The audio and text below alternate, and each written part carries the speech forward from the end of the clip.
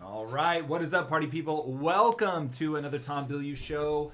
We are prepping live for the episode, and it would help if I had my microphone. Let's go. This is what happens when you start at 6 a.m., everybody. All right, I hope you guys are doing well. We've got the crew assembled here today. Unfortunately, poor Eunice is sick, but that creates a wonderful opportunity for me anyway, as Lisa Bilyeu is in the community slot today, and I'm very excited to have her. So welcome. It is nice and early. I can't confirm or deny whether your mic is on, but Drew is live switching cameras. This is amazing. We are upgrading our facilities, everybody. So it is phenomenal to have you. G Dragon, what is up? Eric, welcome. Eric, I think you might have come in second, man. But you're so close. So close. Chia Pet GM, good to see you as always. Welcome, everybody. It's been a weird week. Our timing has been super wacky. I don't remember why we couldn't go live normally on Wednesday, but nonetheless, we could not. So I haven't seen you guys since Tuesday. It is utterly fascinating to me how my brain works and how it feels like it has just been forever since we did this. Yeah. But nonetheless, only been a couple days. But you start to miss chat, man. You start to miss them. You know, it's miss chat. It's a different. What's up, chat? Greenspan's in here. John's in here. Selena, 6 a.m. Yes, Selena, Pacific time. We are 6 a.m. New free think right back at you. Super Blue, what is up? Charles Diaz, hi to you guys. Thank you for joining us. You guys are troopers. Early morning. Indeed. Well, depending on where you are in the world, this may be just super normal for you. James, we are being legendary. There's no doubt about that. Meow, not on. Don't know what that means. Could be referring to Lisa's microphone. That is certainly possible. Alexis. Oh, Alexis. Didn't quite make first, but nonetheless, good to see you. Lucas, you're addicted to the show. Well, thank you, Lucas. We are very excited about that. We have got quite the lineup for you guys today. But as always, we want to know what you guys want to see us cover today in the Tom Bilyeu Show. We've got a bunch of stuff. I'm just going to rattle it off. But please, please, boys and girls, let us know if we are missing something. We want to know about it. What's up, Egypt? Let's go. Loved my view on religion. I don't remember talking a lot about religion. But it's possible. I can only imagine. I got a question about Egypt, because you know, like in New York, you can see like the city and stuff. Like, do you guys see the pyramid? Just literally, like it's oh yes, there? right so there cool. In your backyard. I mean, obviously, you're not going to be able to see it from everywhere in the city, but there are some pretty hilarious photos. One I remember of like Pizza Hut in the foreground, and then the Great Pyramid of Giza. It does make me feel a little bad because I'm like, I want everything modern, like upgrade, but there is something discomforting about Pizza Hut foreground, Great Pyramids of Giza background. How far we have fallen. Yeah, and I'm sure because it's on a telephoto lens, it literally looks like there is a Pizza Hut that you could step out of line and eat your pizza and sit on one of the bricks of the pyramid. So that feels awkward, but yes. As somebody who has spent a lot of time in England, the whole time I was there, I was just like, guys, it's a bit annoying that you have to put a McDonald's inside of like this 800-year-old building. Not that bad, but it does feel a little. That's how it was in Paris. Like everything was super old, and then it's like, oh, I'm in a Zara right now. Like, why is this an old English building? Yeah, we were in Venice, and you go down a flight of stairs, and you're suddenly in a McDonald's. And it's like, this feels weird. But yeah. One thing I will say about London is they've done a phenomenal job of mixing the old and new. So when you go down to central London, it is stunningly beautiful with these crazy collisions of brand new architecture that is amazing. Nice. But right up next to something that's been there for hundreds of years. It's pretty fascinating. Shout out to Lisa. Lisa gets some love in the chat. Hey, Let's Lisa, go. please come to San Diego. Just randomly. I'm just adjusting my table. I'm not as tall as Eunice, so I was you couldn't see me over the laptop. So thank you, Alexis. By the way, can we just, Breakfast Club, since I know you're watching, please, for the love of God, lower the table. It makes everybody on your show look like a child. So I don't know if they've already done it, but I was watching an episode. So we just interviewed Ben Horowitz. Shout out to Ben Horowitz. Super cool. I really enjoyed my time with him. But he was on the Breakfast Club 5 years ago.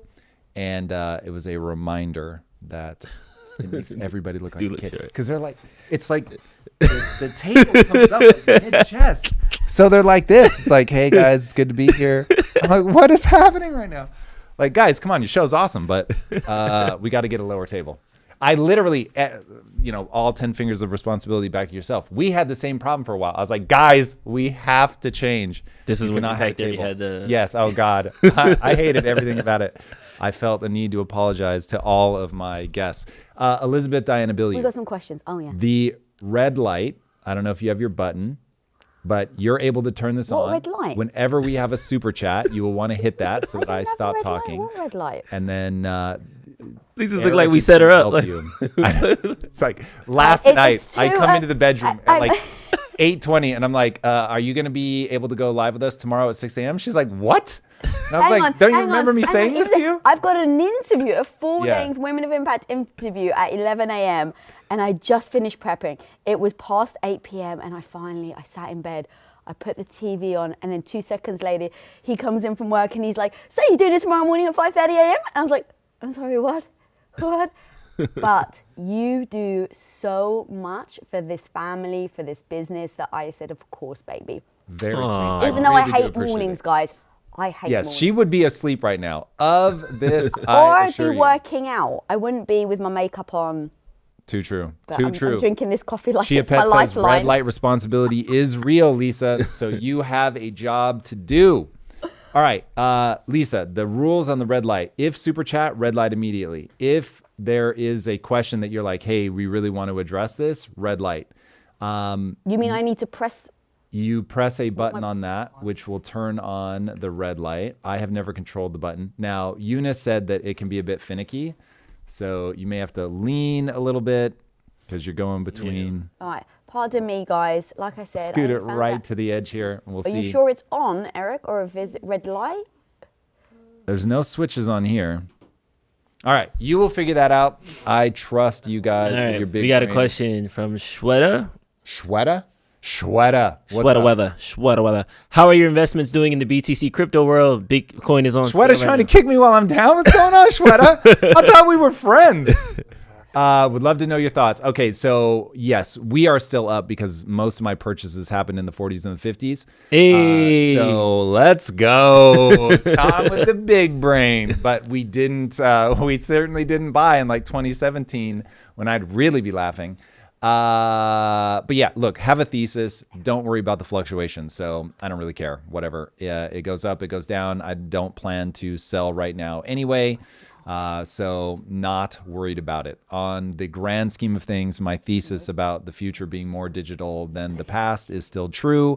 The government still be printing money like it is going out of style, which we have a banger clip, by the way, from Milton Friedman about like, don't look at whatever the stated tax rate is. Just look at the expenditures. Whatever they spend, if it's trillions of dollars over what they have budgeted, which it is, that's the tax because it's getting paid for either through, Drew, oh, please, do we have the inflation button? It's not ready yet. It's not ready yet. Paid for by inflation. You heard it here first, everybody, or at least on repeat.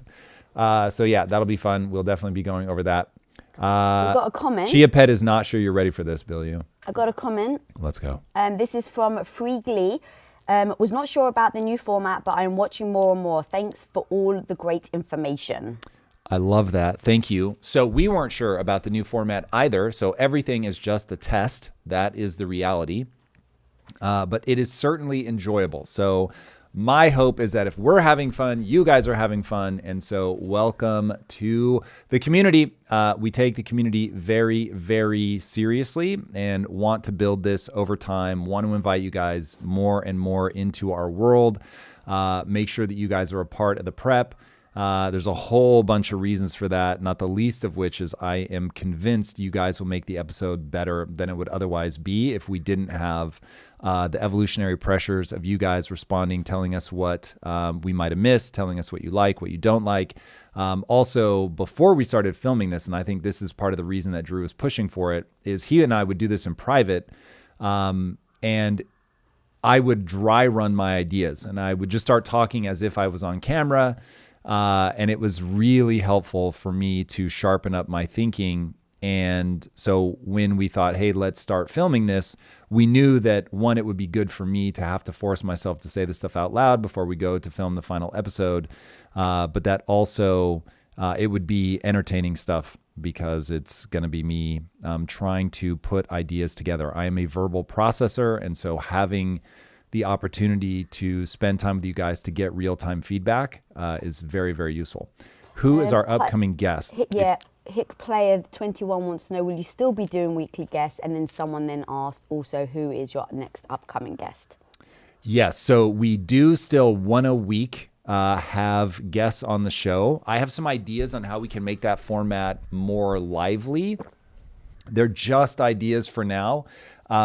So I don't know that we'll do this, but one idea that I was having yesterday live while filming the episode with Ben Horowitz was like me and guest versus chat, and inviting you guys into that episode and actually responding to you guys in real time. I don't know if it'll make a better show, so we'll have to think more about how we do that. But if we don't innovate on the format, I think it's going to get pretty stale. What if you brought potential guests in for these morning things? So it's still the same format. They just additive to you guys, and they come in and they talk about specific topics. So in fact, that's a good way to test whether it's a good way to test whether doing the primary interviews will actually work. You bring people in for segments, but it really needs to be here in person. I don't want to do that stuff where they're like phoning in. So we shall see. But yes, that'll be a thing. All right. Isham is a little upset because they said, hey, you didn't display my comments. Not sure what you mean, Isham. So if we're talking about it, we try to display it. But if that was because he was the one that asked who is the upcoming. I'm about to say, technically we didn't answer your question yet. So Shane Smith is coming next week. We just did an interview with Ben Horowitz yesterday. There it is. There you go. There it is. So Tuesday is Shane Smith. Yep. Awesome. So we filmed that a couple of weeks ago, but Farm Dogs, imagine how you Bitcoin lovers will feel during the great rug pull epic. Oh man, this is such an interesting mentality. Farm Dogs, could I possibly persuade you? So I get it. When you feel like you're going to be vindicated for a long held position, it is so tempting to be like, these fucking clowns didn't listen, and to frame it in a way that is sort of maximally rib jabbing. But that's going to close down your own mind to the potential. So this is why, or this is the exact thing I would want to say to Peter Schiff, who I really like. And am very grateful to him for coming on the show multiple times. Wonderful, wonderful thinker. But he's invested so much in calling the Bitcoin crowd fools and idiots and all that stuff that you back yourself into a corner. And so I certainly hope you guys will keep me accountable in the sense of just remind me if I'm ever swept up in my own emotions, if I'm ever like a little too excited to dunk or to say, see, I told you so, which will happen. I am well aware of my own mind and its foibles. But the goal would be to remain intellectually nimble by not backing myself into crazy corners. And so, of course, the ultimate one for me is going to be on inflation. And because I have beat that drum to death so hard, I use that as my own barometer of when somebody is coming at me and saying that I see it wrong. The most important thing is, can I open my heart? Meaning, can I really look at it and want them to be right for a minute? Now, why would I want them to be right? Because the way that I look at it is information as utility. And if they have a higher utility belief, meaning it better predicts the outcome of my actions, if they have a higher utility belief, if I can adopt that, then I can move my life forward in a more useful way, which with inflation, it would be from an investment standpoint. So literally, if they're right and I can then navigate more wisely, they will make me richer. And so you can imagine I have the world's highest incentive to figure out if they are right rather than to double down on my own opinions. Now, there are people who would rather be right than be successful. I'm just not one of them. So anyway, back to Farm Dogs. I get it. And maybe you've just really put yourself out there on a limb. And so you need Bitcoin to be a big rug pull. But yeah, I would say that identifying the right answer has way more use than being right. So as of right now, betting against Bitcoin is a fool's errand. So anyway, you might be wrong on a longer timeline, but I wouldn't spend a lot of time thinking about that. I would think about, would it be more useful right now to say, I understand Bitcoin, I get why regionally this is going to be useful, and then let the long-term thesis play out however it plays out. Red light, I don't know if you already did this. The red light is not on. Super chat. Let's go.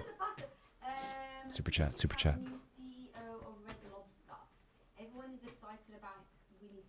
Play this comment. Yep. Apparently my mic wasn't on. Okay, well done, Drew.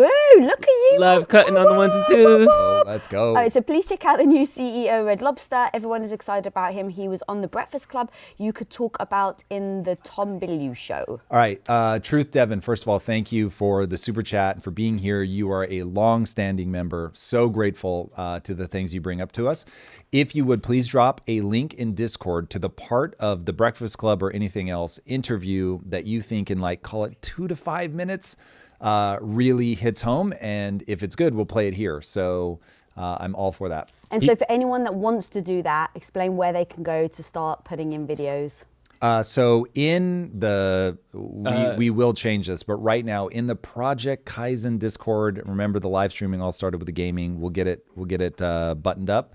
But for now, go to the Project Kaizen Discord. The Tom Bilyeu show is a section in there. Drop the link in there, assuming Lisa has access to it. Otherwise, Nightbot might have it if you do !Discord. I have a feeling you're talking to me like I'm supposed to be doing this, but you may as well be speaking a different language right now. I'm like, I know Discord. I know what to click on. Anything beyond that. Literally the other day, in fact, I used Midjourney, or I used to use Midjourney for my artwork, and I haven't done it in 6 months. And so I literally said to him, I was like, how do I find it? I'm typing in Midjourney. He's like, where are you typing it in? I'm just like, in my app. And he's like, yeah, babe, it doesn't work like that. It's on Discord. So I go to Discord and there's this whole thing. Anyway, so that sucks. I'm not going to be able to do that for you, Drew. Apologies. All right. Super Blue said, Tom Bilyeu, please tell Tom I was in Diary of a CEO's chat yesterday and he came up. CEO said he's interested in talking with you again sometime soon. Awesome. Yeah, I mean, word. So what he's done with that podcast is fucking impressive. So shout out to my man. And Super Blue, he does a live, in what chat were you on? In this comment section? Was it a premiere? Feel free to let us know. Live Bilyeu again, live. Yes, CG, you're here. You made it. I'm ready to argue. Let's go. We show up to box, everybody. This is the Thunderdome of ideas, and I am here for it. There was a funny tweet from Elon the other day. I have no idea what the context was, but there was a surfer on the beach surrounded by cops that look like they're ready to defuse a bomb. I'm not kidding. And he just goes, has Thunderdome vibes.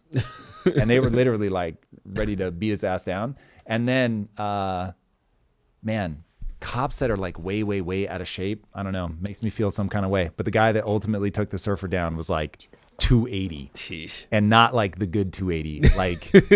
Not good 280. I need a gym 280. But he still got him. He used the leverage of, I know where this guy's blind spot is, and he just starts trucking. And I'm like, uh-oh, if the surfer doesn't turn around, he's going to get taken out. And then whammo. Guy took him down. All right, couple of comments. We've got Justin Simmons in the house saying, hey Tom, long time listener, first time saying hi. Hey Hello. Team, what up Justin? What's up, And Justin? then we've got Ahmed who said we have nearly Yo, you 30%. put some spice on that. I'm sorry? Say that name again. Ahmed? Let's go. Billy, where'd you get the spice? What do you mean this by the accent? Yeah. Calling it spice is crazy. I speak. I put the emphasis on the right syllable. Let's go, man. Okay, so yeah, I like it. I hope Ahmed feels honored by the spice there. So Ahmed says we have nearly 30% inflation in Egypt. We printing like crazy over here. Yeah, money printer go burr. Money printer go burr. Man, if we were any better, I would maybe give you a harder time, but Printer's going to print. That's what they do. Yeti Bandit in the chat. What's up, Yeti? Yeti Bandit, one of Ricky our OG Martinez in the OGs. house. Ricky, what's up? Ricky. Miggy, I see you. I see you. Uh-oh, wait. I'm sure as humans we will corrupt BTC. I hope that remains impossible. That would be tragic. Laugh out loud. Who the hell can afford Bitcoin? Okay, the real are my sniper?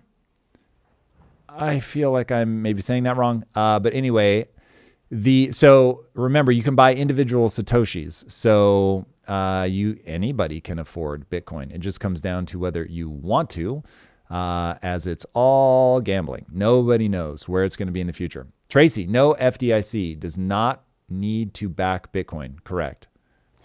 Very correct. We've got a question from Robert. Let's hear it. So if we can put that up. This is Robert Bales. I put about 25% on my pre-tax income into a 401k IRA. Would I be better off reducing that number and routing those funds into BTC instead? Okay, so rather than give you advice, because this is gambling, you need to be very careful, you need to be very thoughtful. Treat me as an AI. I am simply one lens on this question.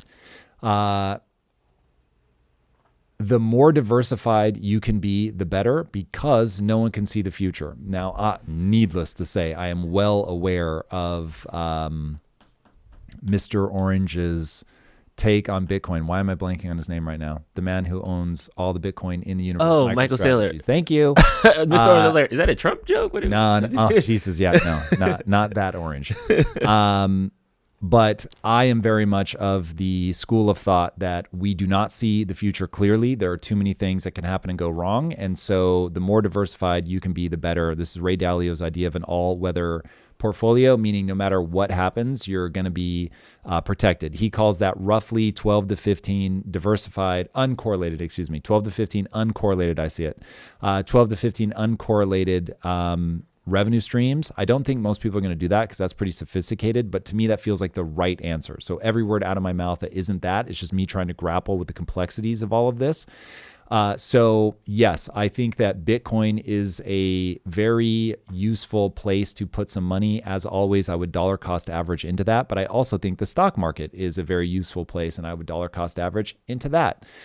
So I would just spread things around a little bit more. That's my ultimate take. Now, the scary thing is when you look at the fact that right now Warren Buffett has $334 billion sitting in cash. It's not really cash, but you get the idea. That tells me that he thinks this is an everything bubble, that there are no deals to be had right now. If there were, he would deploy, but he's not deploying. And the question becomes why. I think that is a very complicated answer. I'm certainly happy to give you one AI's take on that, but we'll get more into that later. The red light is on. And we got a super chat. Let's go, Chimera. I don't see the super chat though.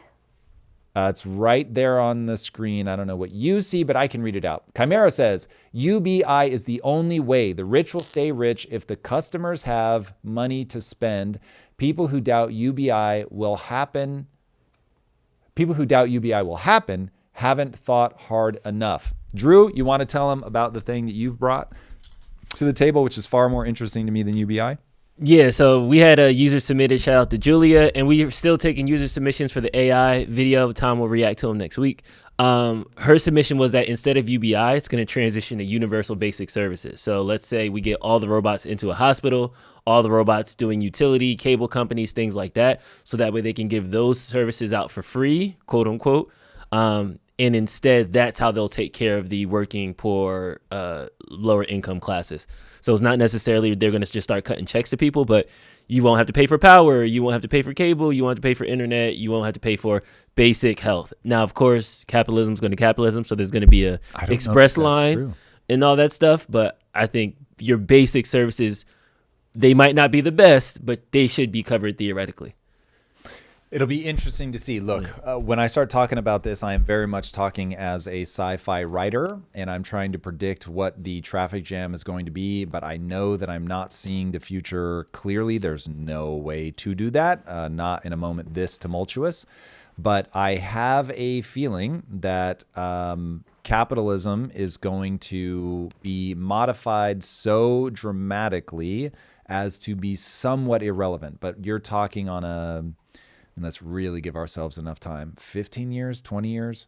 But unless there is, and this is, I could not get Ben to contend with this, unless there is an upper bound to intelligence, energy costs go to zero. Everything effectively becomes free. I don't think people fully understand your life is predicated on energy, period, full stop, end of story. That's it. That's the game. And once energy costs are free and you can embody intelligence, aka robotics, you now have energy and labor are free.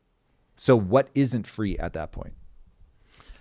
But human nature. So I'm going to push back on you with that. Please. The harder, the better. There is a strive to be better. There is a strive to compete in the marketplace. I know businessmen, and I'm not in nearly as many circles as you that know businessmen that they do this for the game. They do this for the pursuit. I want to buy the biggest company. I want to grow my company, those things like that. I feel like all those things are still going to be true. So even with energy effectively going to zero, there are still people that are going to measure success in dollars and cents. What are they using the dollars and cents for? What is... I'm not saying they won't try to be better than you. I'm saying it won't be a game played at the level of dollars and cents.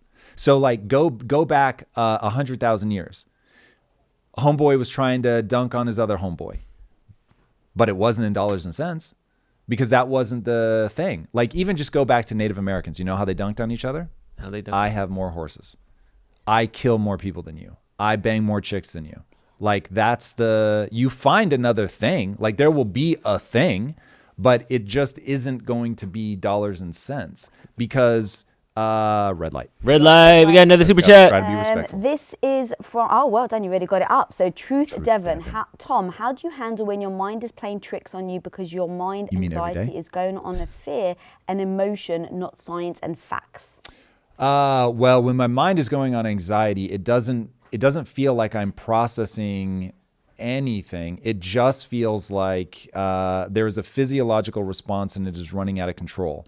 So at that point, I don't try to beat physiological response with intellect. I try to beat physiological response with physiological response. So I know that I am going to slow my brain down. I'm going to slow the anxiety process down by breathing from my diaphragm. Also, you'll see me do this. If you ever see me do this, it means that my anxiety is ratcheting up.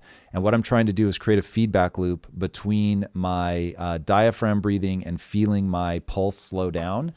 It's really useful. So it's just trying to be in the moment. So you'll hear me often say you're having a biological experience.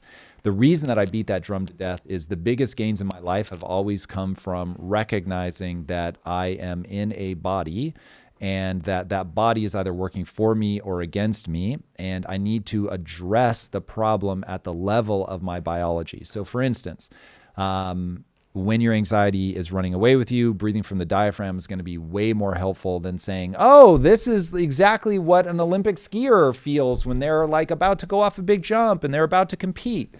That some people say that works for them. For me, it was just like, oh my God, this is a competition. It's Olympic level. Jesus, the stakes are high. Instead, I was like, breathing from your diaphragm for whatever reason, nature has given you a feedback loop where you cannot stay in a sympathetic nervous system response if you're breathing from your diaphragm over a long enough period of time. You actually can't do it. Awesome. So I don't know why nature gave us that hook, but it gave us that physiological hook. So I'm just going to start breathing from my diaphragm over and over and over and over and over, and stop thinking about whatever the thing is that's triggering me is. So yeah, get into your body. Use the physiology to your advantage. Yes. Miggy Forksy, sorry if I'm butchering your name. A cold shower works for my anxiety. There you go. Flood the system. Hard to be thinking about anything when your ass is freezing off. All right, we've got a question from Evergreen Bride.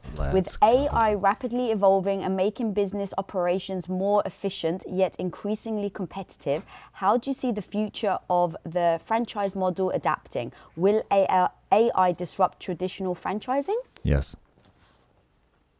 All right, let's go deeper. AI is going to disrupt everything, not most things, everything. Everything.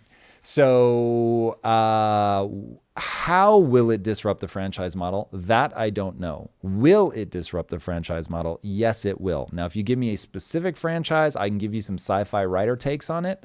But yes, everything is going to be disrupted. Just to give you an idea, in fact, let me just read. I don't know. You guys may not find this interesting, but I'm going to read it and you guys are going to tell me if this was interesting or not. But I've been going back and forth with our tech team that's working on Project Kaizen. And I asked for an update this morning about what progress is being made using AI. And this was a response. I thought it was pretty great. Okay, so my exact question was, can you give me a quick update on how much code you've been able to deploy that has been written by AI so far? All right, for the back end, approximately 20 development tickets have been completed with AI assistance. In my coding process, I systematically integrate code snippets provided by DeepSeek's ChatGPT while maintaining manual implementation control. However, since AI-generated code requires technical validation, all outputs undergo mandatory code review and necessary modifications before deployment. Regarding documentation, I've established an AI-powered workflow where I provide structural outlines and key bullet points, typically 3 to 5 core items, which the system then expands into complete technical specifications. This collaborative approach has improved documentation efficiency by an estimated 40% while maintaining technical accuracy.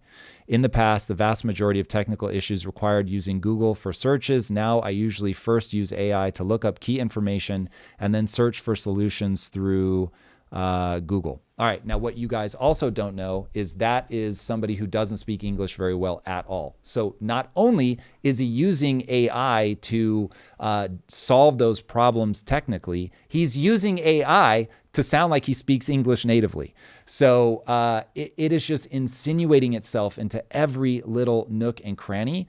And so the fact that already the AI is being used to increase efficiency by an estimated 40% is insane. That's today. So what's it going to be in a month? What's it going to be in a year? Boys and girls, it's going to be everywhere, top to bottom. The red light is on, but I don't know if that's because you don't know how to turn it off. It won't work for me for some reason. Apparently Eric has the magic touch. Then maybe what we need to do is move the red light over there so that she can turn it on and off at will. Because if she gives up on it, then it is as if it doesn't exist. All right, so Shweta, again, I apologize for butchering your name, says we need more info about each of you. Want to get to know a little more about all of you. Let's go. Bilyeu is the noob. Why don't you tell him a little bit about yourself? I'm the noob. Hello, everyone. I'm Tom Bilyeu's business partner and wife. And I have my own show called Women of Impact. I was a stay-at-home wife for 8 years, realized that wasn't filling up my heart, so I turned around to Tom and I said, I love you more than life itself, but I no longer want to cook and clean for you. I want to go out and build something. That ended up being Quest Nutrition, and here we are now at Impact Theory. And I am currently filling in for Eunice, who is sick. So I don't normally do these. I have a show that I'm preparing for this morning, and my adorable husband came in late last night and was like, do you mind filling in? So hopefully Eunice is feeling better, but I am now filling in for this for today. So that's me. Let's go. Over to you, Drew. Hey, I'm Drew. I am the senior producer on the Impact Theory Show with Tom. I'm just happy to be here and hang out with you guys. That was brief. Hey, a man of few words. This is what it is like, though, by the way, to get to know Drew. All right, like, red light. There's lines on lines on lines. Red light's way over there. I'm just shouting red light at this point. Let's go. That's a better red light. Lisa's about to get some dots. I can't mess with the light. Okay, so this is from DS. What do you think of Trump's cabinet being younger and mostly Gen Z or Gen X or Gen X adjacent? Gen X rising. Yeah, I think it is a very good idea to not be a gerontocracy, but this was something that Eric Weinstein and I disagreed on.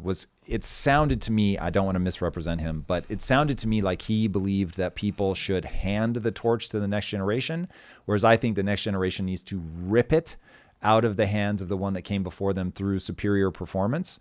So I am very excited to see that is finally happening, and that we are yanking the baton out of the hands of the generation that came before us, and I trust that the next generation will yank it out of our hands.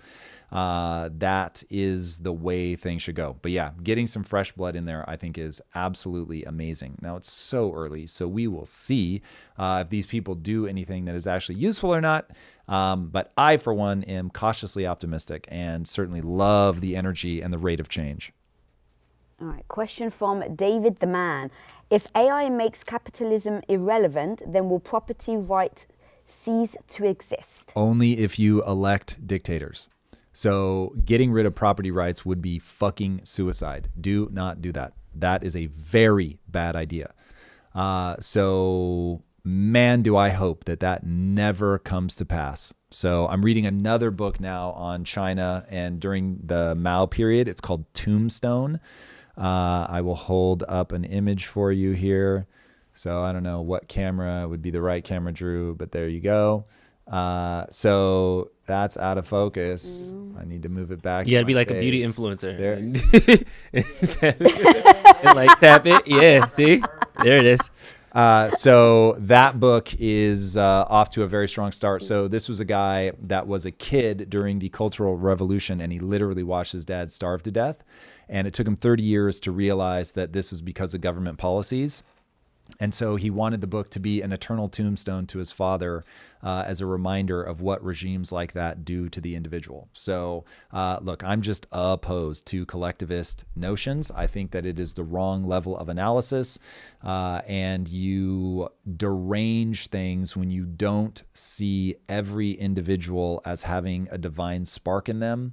I'm not a religious guy, but that feels like the right way to think about it. When you start thinking about it like that, you make the right choices. When you start thinking that only the collection matters and you got to break some eggs to make an omelet, you start making some really grotesque choices. So private property is one of the foundations of the there is a divine spark in all of us ethos. And so, yeah, it would be a very bad sign. Red light, it worked finally. Let's go. Okay, this is so John far away now. I'm never going to notice it. So first of all, we need to celebrate because this is his first super on live stream. Super Let's chat, go, John. Whoop, whoop. All right, so John says, never supercharged before. Tom, can you give me your take on how AI will increase small business entrepreneurs and cottage industry overall? Looking for ways to improve my middle school children's chance. Oh man, first of all, John, I love anybody going to bat for the kids. So thank you for that. Okay, so right now, the way to think about AI is it's going to extend all of our capabilities. So there are going to be things that you wouldn't have been able to do were it not for AI.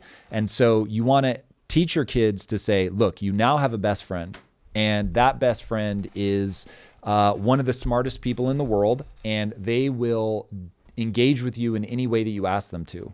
And so what do you want to learn about? What do you want to be better at? What do you want help if it's in the virtual world? What do you want help with?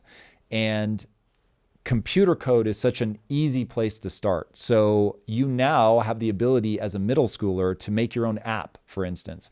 And what that does is it starts teaching them to think in a new way.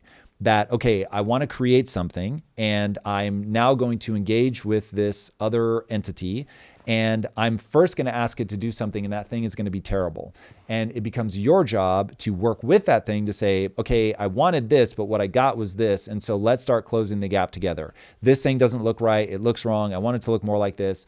And just getting them to do that back and forth with the incredibly intelligent person is going to sharpen the way that they think. Because ultimately, if you can get people to think like engineers, you're in a much better position. And so engineering is about getting down to first principles. So rather than thinking within the box that somebody gives you, you want to think from what is possible.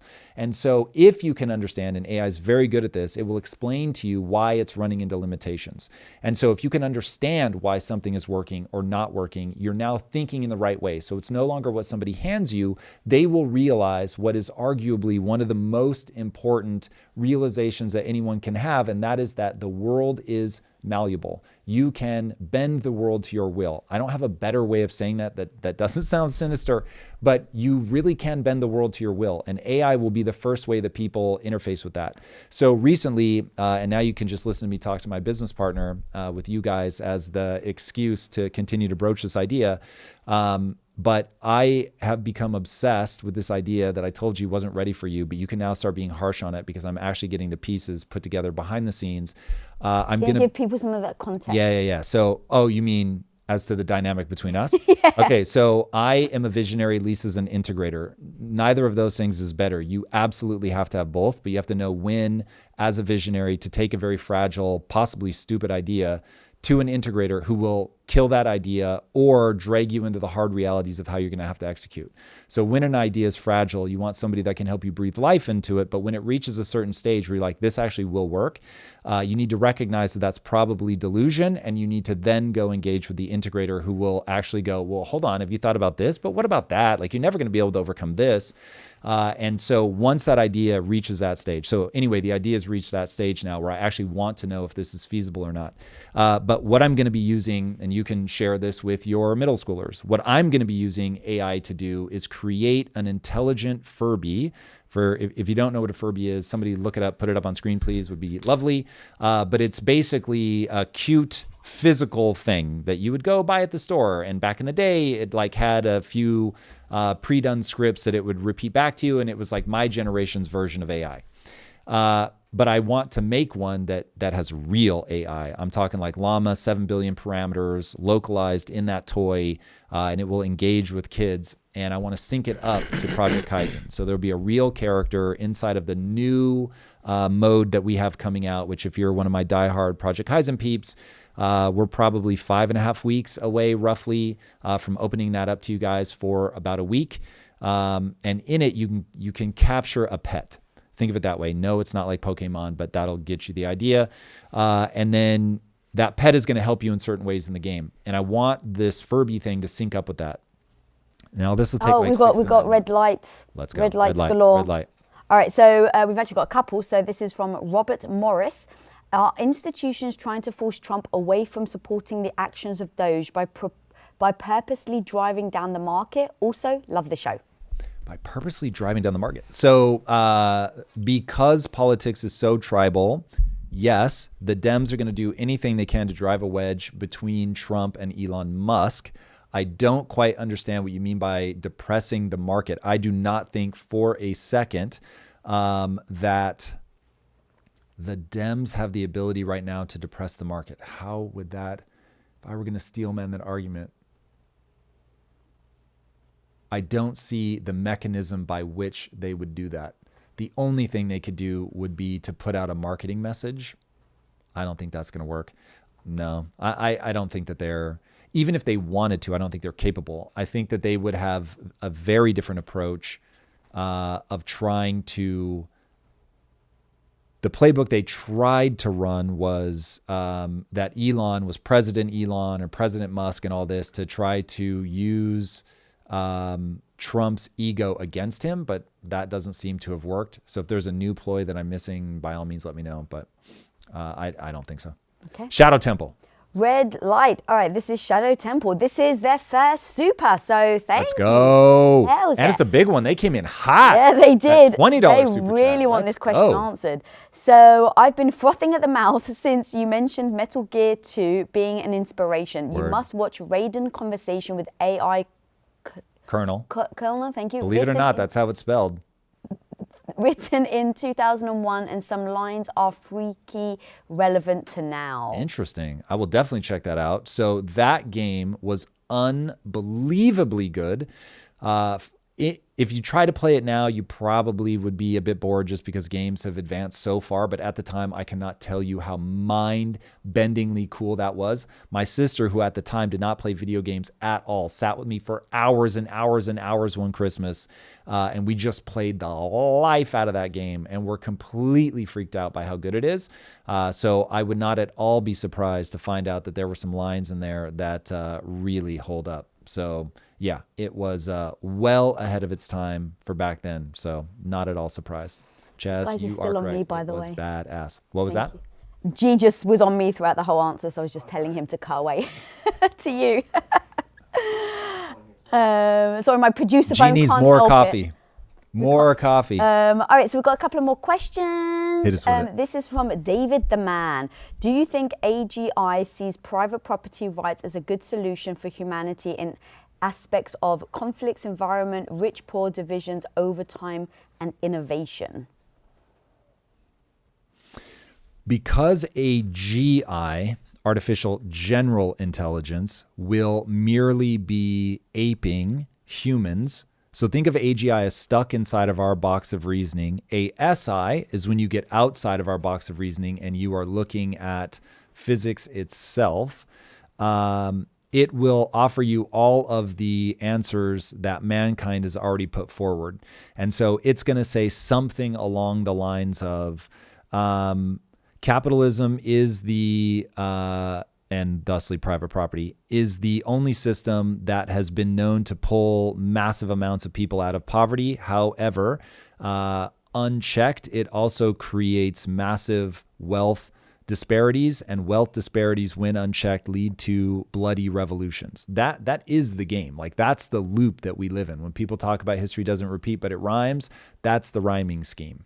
Is that it's something called the Gini coefficient. The Gini coefficient is, I don't mind being poor, but I fucking hate my neighbor when he's rich. So Dave Chappelle has a great bit about this where he talks about my parents made just enough money that I could grow up poor around white people. And that is harder. And he said, I used to be jealous of kids that grew up in the hood because they were all poor together. And so that really is a fascinating thing about the human psyche, because if you go back a couple thousand years, any king back then, this is actually slightly untrue, and I'll get to why in a second, but you'll get the point.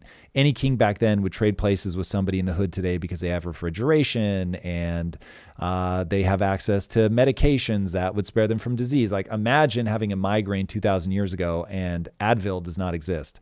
And me being able to say, hey, you can take this thing and you're going to feel great. Now, why do I say that that's sort of untrue? Because being a king is dope. Everybody around you has to do what you say, and the human mind just is not going to fucking let go of that. That's where I was. So yeah, anybody who's king, actually, they would want all the benefits, all the medicines, all the air conditioning, all the refrigeration. However, they probably would go back to their time unless they were they were dying from a disease.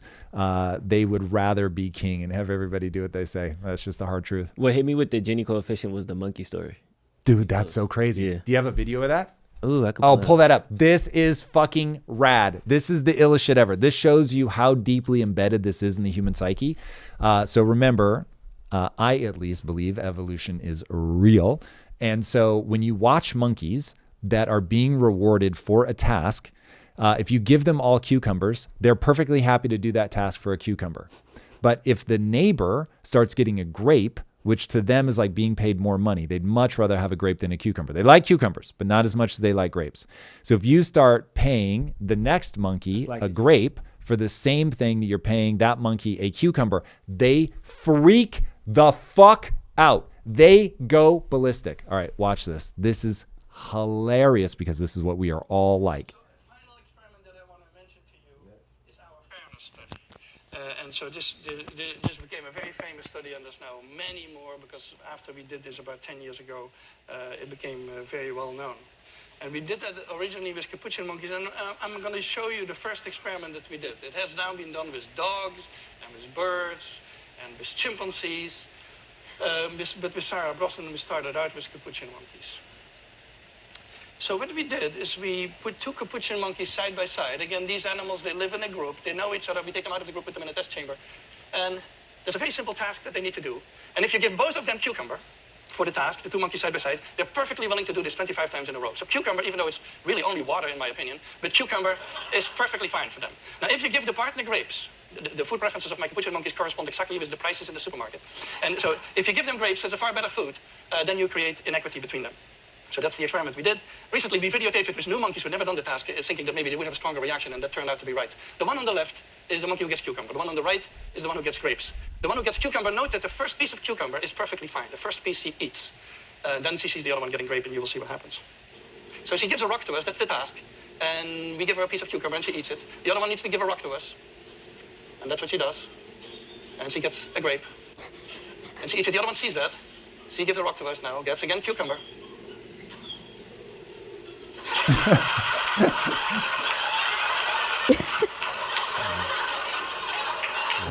Like it's shaking. She tests the rock now against the wall. She needs to give it to us. And she gets cucumber again.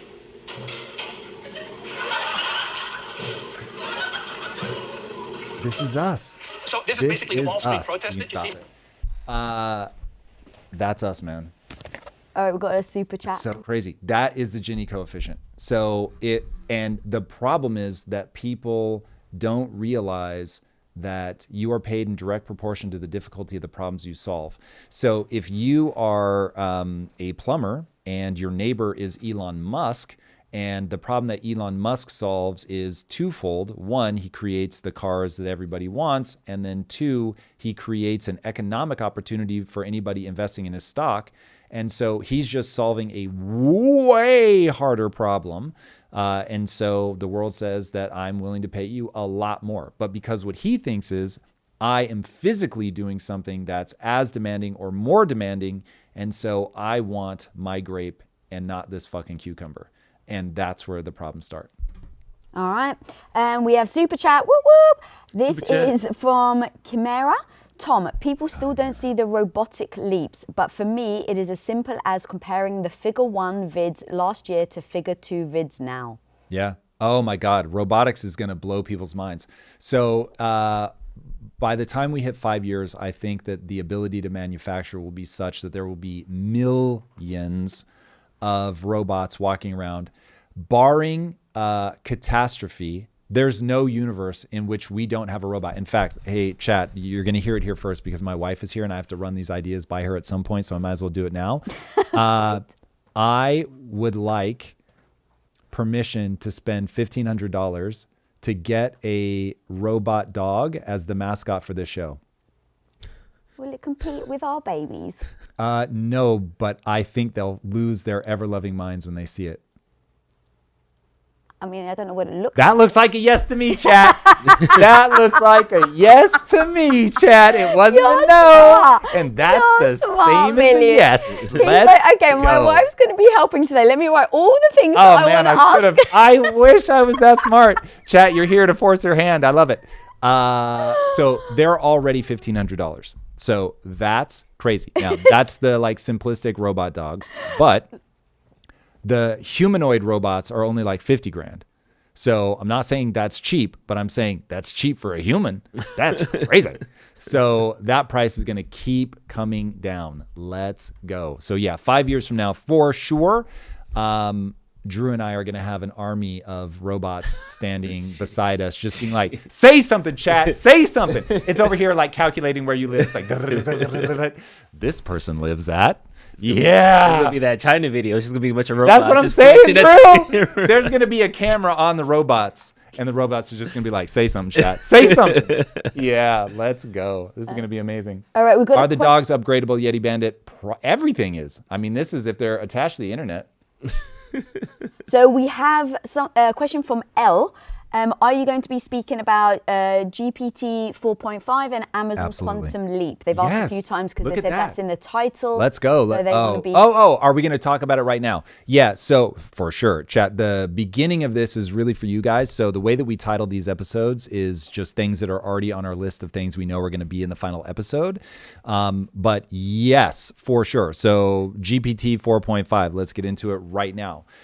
So Sam Altman has a very interesting take on this, and I haven't had a chance to play with it yet. So in fact, I can probably do that here while we're live. But he said that it's not going to crush any of the benchmarks because it's a different type of intelligence, and I think it's good. This is a bit like if somebody's telling me that they want to hit the gym and they just focus on the weight on the scale, that's a mistake. Because swapping out fat for muscle is actually more dense. So you could be getting smaller and heavier at the same time. So just the number on the scale is not the right play. Same with these benchmarks. That's not the right play. the question is, how useful is it? And I've seen some early stuff on writing where for the first time, and Drew, as a creative, I think you will appreciate this, the writing doesn't seem cheesy. Really? Yes. So this is the one that I was like, I will definitely be spending time on Mary Mods with it this weekend to see like, okay, some of the things that I struggled with O1 Pro, where it's like extremely good at outlining, but terrible at writing scenes. If I give it scenes now, will it be better? And it's just evolving so fast that is the part that I think is really going to mess with people, that the rate of change is too extreme. You really freaked me out the other day because I have Claude, so I'm Team Claude. So when they released 3.7, everybody was talking about how it can code an app, and you know, me and you are starting this fitness challenge. Shout out to the chat. You guys motivated us, but we'll talk about that soon. So I literally went to Claude and I asked it like, okay, I need a fitness plan. Okay, this is my work schedule. When should I work out? Okay, I also need a meal plan. Okay, and I'm also really into Pokemon, so can you gamify it and make it like 8-bit? Let's go. And it literally popped out an 8-bit like app. So I have to download the APKs because it was too big to do it all in one chunk. My God. But I have all the components. I have all the headers. I have all the, and it literally looks like a 90s like Game Boy Advance like Pokemon game. And like when you hit certain streaks, it like streaks and like levels up your character. I was so excited, but like I'm into app development with it. So I was like, yes, I can write creatively, and I'm glad that it's not just giving you generic knock jokes. But when I was seeing the Grok coding and how you can literally just, I think they call it vibe coding, when you just talk to it and it just chats and builds it out. Like that's to me is the biggest opportunity, because you could just make efficiency models specifically for yourself, like to just make your life easier. So. Dude, that is so cool. That's my homework for this weekend. I'm going to get it on my phone and I'm going to show you next week. Yeah. Okay, so now you're triggering thoughts in me in terms of what this moment is going to be like. So that moment is apps now are going to be like YouTube, where things will just start popping on my feed. I'm going to be scrolling through like, who's got a dope app today? And then I'll see, oh shit, there's this really cool one for tracking fitness. Yeah, I'm going to download that. I want to fuck with it. And then somebody else is going to come out with something down the road. Let me try that. But the fact that people can create these so rapidly means that the problem that will need to be solved next is an algorithm for surfacing the ones that are really hard hitting. The hard part as a creator is that you start thinking you'll get your minute to shine. Like this is how I felt when Only Up came out, and then right behind it was Pal World video games. And Only Up just like owned the world for like 30 days. And I was like, this is going to evaporate. This will not exist in a month. And then of course it poof, it was gone. What made you like so? It was so simplistic that it was just like the whole fun of it was you've never seen it before. It's a shared cultural moment. Every person looks at it and goes, oh, this is something that I can create a piece of content around, all the streamers. So they're all streaming it like crazy. So to be like in the moment, you want to watch them play this, and it like the Screamo stuff of they'd spend 3 hours and then fall. I mean, they're just freaking out. It was just great TV. But I was like, as a game, nobody's going to play that long term. This is really a social phenomenon of, oh, nobody ever thought of this, and now this is really fun, but it's going to burn out. And of course, that's exactly what happened. Pal World then drops, and Pal World was one of the things that replaced Only Up. And so it was like, now all the streamers have moved to Pal World, and isn't this fun? It's Pokemon with guns. And I was like, that marketing message is brilliant, but it's also going to burn really fast. And so once you've played Pokemon with guns, then it's like, well, is the game like that deep? Is it that kind of fun? And I don't know what drop it's been from its peak, but it's going to be a lot, like 90+% for sure. And I want to say they got a Sony deal, or Sony Game Studios, one of the major studios that has a gaming component, invested in Pal World because of that like upward trajectory it had. Not a surprise at all, but the terrifying thing is that that is what gaming is going to become. The vast majority of these games will be, up until now, be 3 years, 4 years, 5 years of your life, and people play it for a month, and then that's it. Now, Pal World made like almost $100 million. So let me tell you, they're not crying, but every new revolution like this has a plus side and a downside. So it's all good for the consumer, because you'll be able to have a near infinite list of games that you can play, and they're just going to come on your feed all the time, very rapidly. And so if you're just on that side, this is going to be phenomenal. But there will be very few games, like I will just predict right now, Grand Theft Auto 6 is going to be a container that people will be able to create inside of. There'll be very few games like that get those huge network effects so that people can make a living creating inside of it. And I think a lot about that with Project Kaizen. We're trying to make a container, but the reality is I know that we'll be competing against places where you can make money with your creations.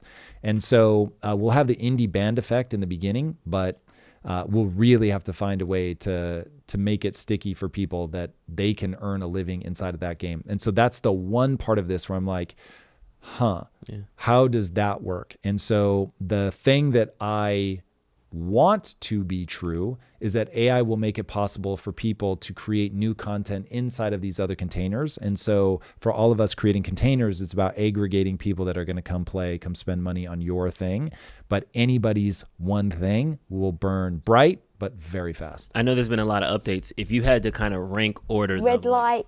Let's go. Sorry, I've been trying to flash it. Do you want me to just stop you guys? I feel really bad. I think it's going to have to. We've moved it now so far away that I don't see it. Okay, apologies. Okay, so this is from Mediator Drew. Love the name. Great name. Right?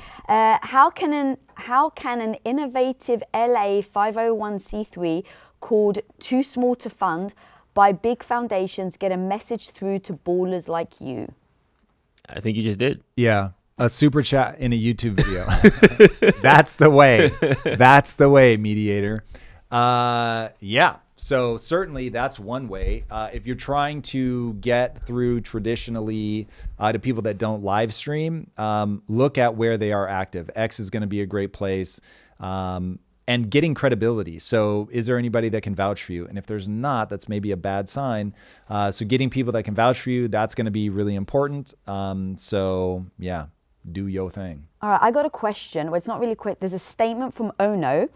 Not sure if I want to be American, but NGL, their anthem is better. I'm not even. Just like the best globally? We do have a dope anthem. The question that I have, though, that I'm just kind of leaning on from this comment is, are you guys proud to be an American right now? I have been proud to be an American from the day that I was cognizant of that countries are a thing. But here's my take on that. What would I do if I were in North Korea? That's interesting, because I was going to say whatever country you're in, you should be proud of it because that's your home team. But if I were in North Korea, I'd just be trying to get the fuck out. So that's the real answer there. But yes, barring something that grotesque, I would say being proud of where you live and what team you're on is the right move. And so if I was playing Premier League soccer and I was on a team that was about to get relegated, I would still try to get everybody on the team amped up, proud of who we are. We're going to come back, because if you can't get that sort of pride and enthusiasm, it really is time to go. So it's either leave or get hyphy. It's just a better way to live, and it's the only way to win. If you can't get people excited about your company, your country, your team, you're going to lose simply because you will go up against people that are proud. Now, that is not the same as saying that it is perfect. So I don't think a perfect country exists or a perfect team exists or a perfect company exists. I don't think it just isn't possible. So yeah, it's not one and the same. So for context, thank you, Ono, for sending that. He said, I'm an American. There's talks of you annexing us. So he's saying it from a Canadian standpoint, if American. She had a crazy super chat. Yo! Super chat! Hell, We need a different name. This is super. I'm going to read this one nice and slow. I feel like I should do it in a bedroom voice, though this may end up being horrible. I have no idea. You're cheap, Bilyeu. Right. Hey, this is Miguel, Steak and Chains, coming to you with that 99.99 cent. Do you want to read super it out chat. then? That's a lot. Maybe it's better. Maybe we should give it the British up-res. Let's go, Bilyeu. Up-res, depends who's watching. Why don't you? All right, so no pressure here. 2 questions. Also, you missed your chances to say the monkey goes bananas for the grape. Well done, Miguel, that was That was worth the super chat right there, Miguel. If you were given $1,000, could you turn it to a 7-figure revenue in 10 years and how? So that's the first question. Do you want me to read the second one or do you want to answer that? Why don't we answer that before we move on? Okay. I love that you said revenue and not like 7-figure like dollar amount. Like that's a good question. So Miguel, here is the really bad news. Yes, I could do it because of my position, but the reality is that in a world where you have access to TikTok, you have access to YouTube, and media can generate so much advertising revenue, it just comes down to what is your skill set. So yes, I would go right back into media because I understand it so well now. And so could build a channel from scratch to 7-figure. I've already done it, so I know that's not like a mystery. I would be able to repeat it very easily. And because I wouldn't have to charge myself anything, yes, that would be very simple, especially with AI. Also, it is very possible that you could get a flash in the pan AI company built, and it's possible, but this is going to be much, much, much harder, that you could build a real, sustainable, lasting company with AI. There are a lot of very credible voices saying that there are going to be a lot of 2 and 3 person billion-dollar companies. So I don't see why there couldn't be a single company that does $1 million. Here is the key to making something that's worth $1 million. Figure out a problem that people have and solve that problem. And as long as you have the knowledge and skill set to solve that problem, it really is pretty straightforward. Yeah, that's just especially because $1 million is a pretty low bar, if I'm completely honest. So because I feel like they put a lot of money into this question, I'm going to ask a follow-up question. Let me know if you like. On part number 1, because we haven't even gotten to part number 2. Yes, so still part number 1. Yep. What skill sets, if someone right now was like, all right, Tom, but I really want to go out and do Thinking from first principles. I'm sorry? Thinking from first principles. That's going to be the first foundational thing that someone needs to adopt. But break that down. People don't know what first principles mean. So I'll give you like the whole thing. Okay, I'm going to speed run for everybody what business is in a nutshell. Now, I am well aware, I'm going to say this and none of you are going to turn it into $1 million business. I understand that. But this really is the scaffolding upon which everything is built. If you can identify a problem that people have, ask yourself, why has this problem not been solved from first principles? First principles means you are thinking up from physics. Okay. Another way to say that is don't think from analogy. Another way to say that is don't let somebody tell you how something can't be done, because they are giving you a frame of reference.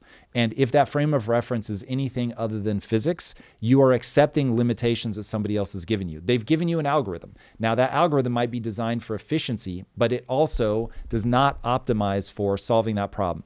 To give a very specific example, actually, no, let me finish with this like really high level fast thing. So you find this problem. You're going to solve that problem. You're going to ask why it hasn't been solved before, thinking up from physics. And then you have to get into this concept I call VMG, or I don't call it. It is called VMG, velocity made good. Now that is a really fast way of saying that life is a chaos machine, that it will try to break you in 1,000 ways that are just unexpected. From you build a team of employees and that team of employees, one of their fathers die, and that puts them in a really bad mood and they piss off another one of your employees who's really important and they're like, I can't work in an environment like this, and they end up quitting, and it's just all of that. Or AI comes out and makes your company irrelevant. Life is a chaos machine. And you have to overcome that chaos machine. It is extremely difficult and you're prone to breaking emotionally. And then as you're thinking from first principles, you're going to live inside something I call the physics of progress, where you try a thing and you get smarter over and over and over. That is all of business. That whatever 90-second tirade, that is business. That's it. There's nothing else. Everything else is just details about whether you figure out how to prioritize things right, whether you're any good at building a team and getting them to stay together, whether you see the opportunities in the market, whether you actually understand the people that you're trying to solve the problem for. Did you actually understand the problem? So it breaks down in a gazillion different ways, but that is it. And so if you can get in there and actually run those processes well, you will win. but it requires a certain level of intellect, personality traits, discipline, willingness to keep pushing, yada, yada. But I want to scream it. I don't know how else to convey it. But like even my own team, okay, can I tell you this? I hate that this is true, but it is true. I've had over 3,000 employees in my life, and a certain subset will quit, and they will quit this certain subset because they probably think I'm a lunatic dickhead. That's probably like if you were to reach inside their soul, that I ask for the impossible, that I'm not understanding enough of their feelings, whatever. And then 4 or 5 years later, they will text me and apologize. And this is exactly what happened with me and my father-in-law. My father-in-law gave me this incredible advice when he first met me or not long after. And he said, Tom, in any room that you're in, make sure you know more about the subject than anybody else, meaning in business. And I said to him, hey, my boss, because at the time I was an employee, my boss doesn't really get down like that. He doesn't look for initiative. And so my father-in-law just went quiet.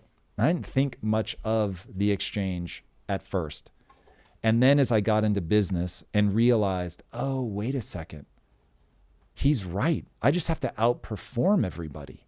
And I became obsessed with this idea that has a real catchy phrase, which if it is to be, it is up to me.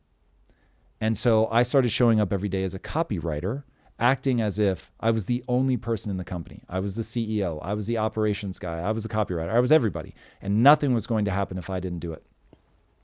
And a few years later, they make me a partner in the company and I have equity and all that, all because my father-in-law gave me a very good piece of advice that I really just ignored.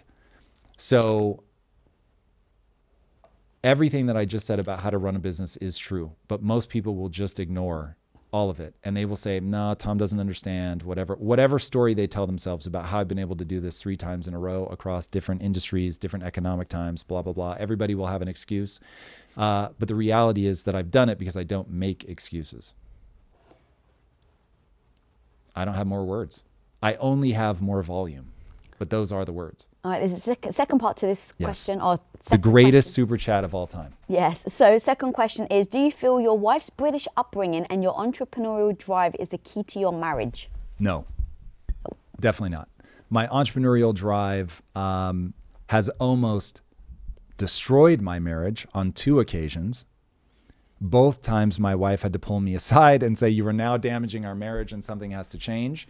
So God bless her for that. She is amazing. I think a growth mindset, finding somebody that I respect tremendously, who is also hot,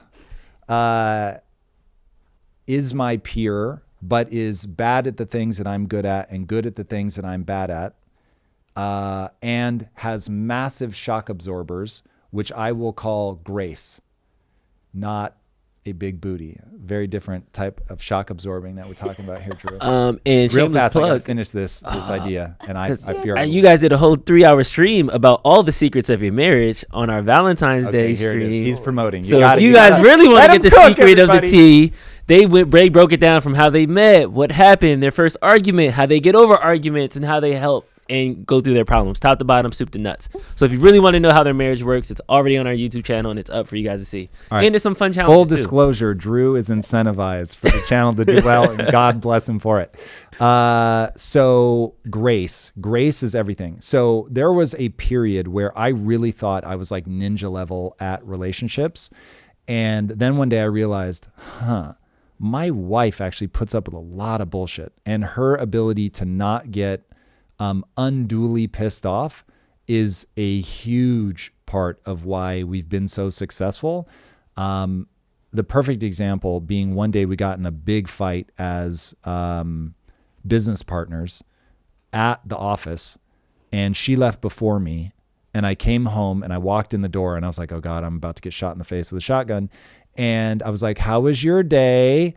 And she goes, oh, my boss was an asshole, but I'm so glad my husband's home. And I was like, that's gangster.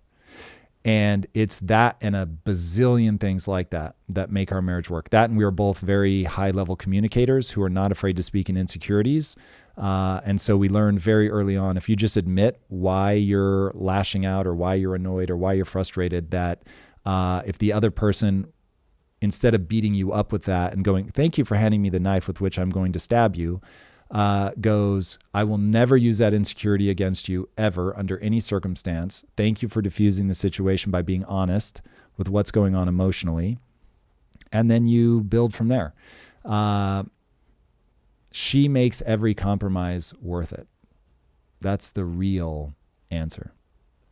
That was a really good question. And that homeboy just like slathered us with love on that one. Thank you, brother. Miguel. Did we catch Jacob's super chat? So we've got a couple more super chats in here. Super chats. Woo woo.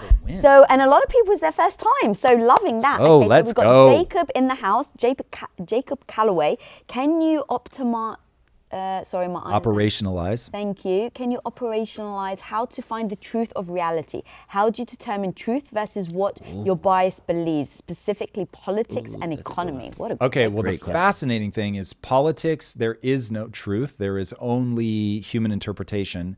Economy is mostly human interpretation, but there is underlying truth because the economy does move and the economy does change. The problem is the economy is largely based on human sentiment, but it does ultimately boil down to what makes you more money. So the great thing that you can run on the economy is the physics of progress, because there is a final answer to, did this belief about how the world works make me more or less money? But there's a reason why most people will make money in one like massive decision, but they're unable to repeat it. And that is because we are all so blinded by our biases. But every now and then we get something right. We make that huge bet. And then there's survivorship bias because most people just absolutely get clobbered.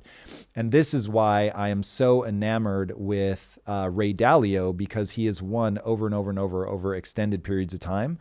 And his whole thing can be summarized for the average person with a uncorrelated set of 12 to 15 revenue streams. Now that's harder to do than it sounds, but that really is the punchline. But you can test it and see, did I make money or not? And if you didn't, then your ideas don't work. And if you did, your ideas do work. And you're always looking for that level of, I expect this result. I'm going to do this thing to achieve this expected outcome. I do that thing. Did I achieve that expected outcome or not? If not, then I don't have an accurate view of how the world works. Word. All right, so next super chat. This is the first time they're doing this, so thank you, Zach. Let's go, Zach. Tom, could you do a deep dive into video explaining the physics of progress step by step? I really want an easy way to share the philosophy with friends from an authoritative source. Okay, so I have done this. Is it locked behind ITU paywall? I'm not sure. I'm more than happy to pull that out. I want the world to see it, but I have a bad feeling it's sitting on YouTube right now and people just don't avail themselves of it. It is the least sexy title of all time. So we'd probably have to think of a way cooler way to say it. But yes, that video exists. You break it down in your mindset. The top of 2025 released a complete game plan. And I know you talk about mindset, you talk about like community, but then you also have like a physics of progress section. So we have it on a smaller scale, but if you just want like 100% focused on physics of progress, we can do it, but here's the thing. I don't think it's that anybody's confused, because I can give you the physics of progress in a small nutshell, a medium-sized nutshell, a large nutshell.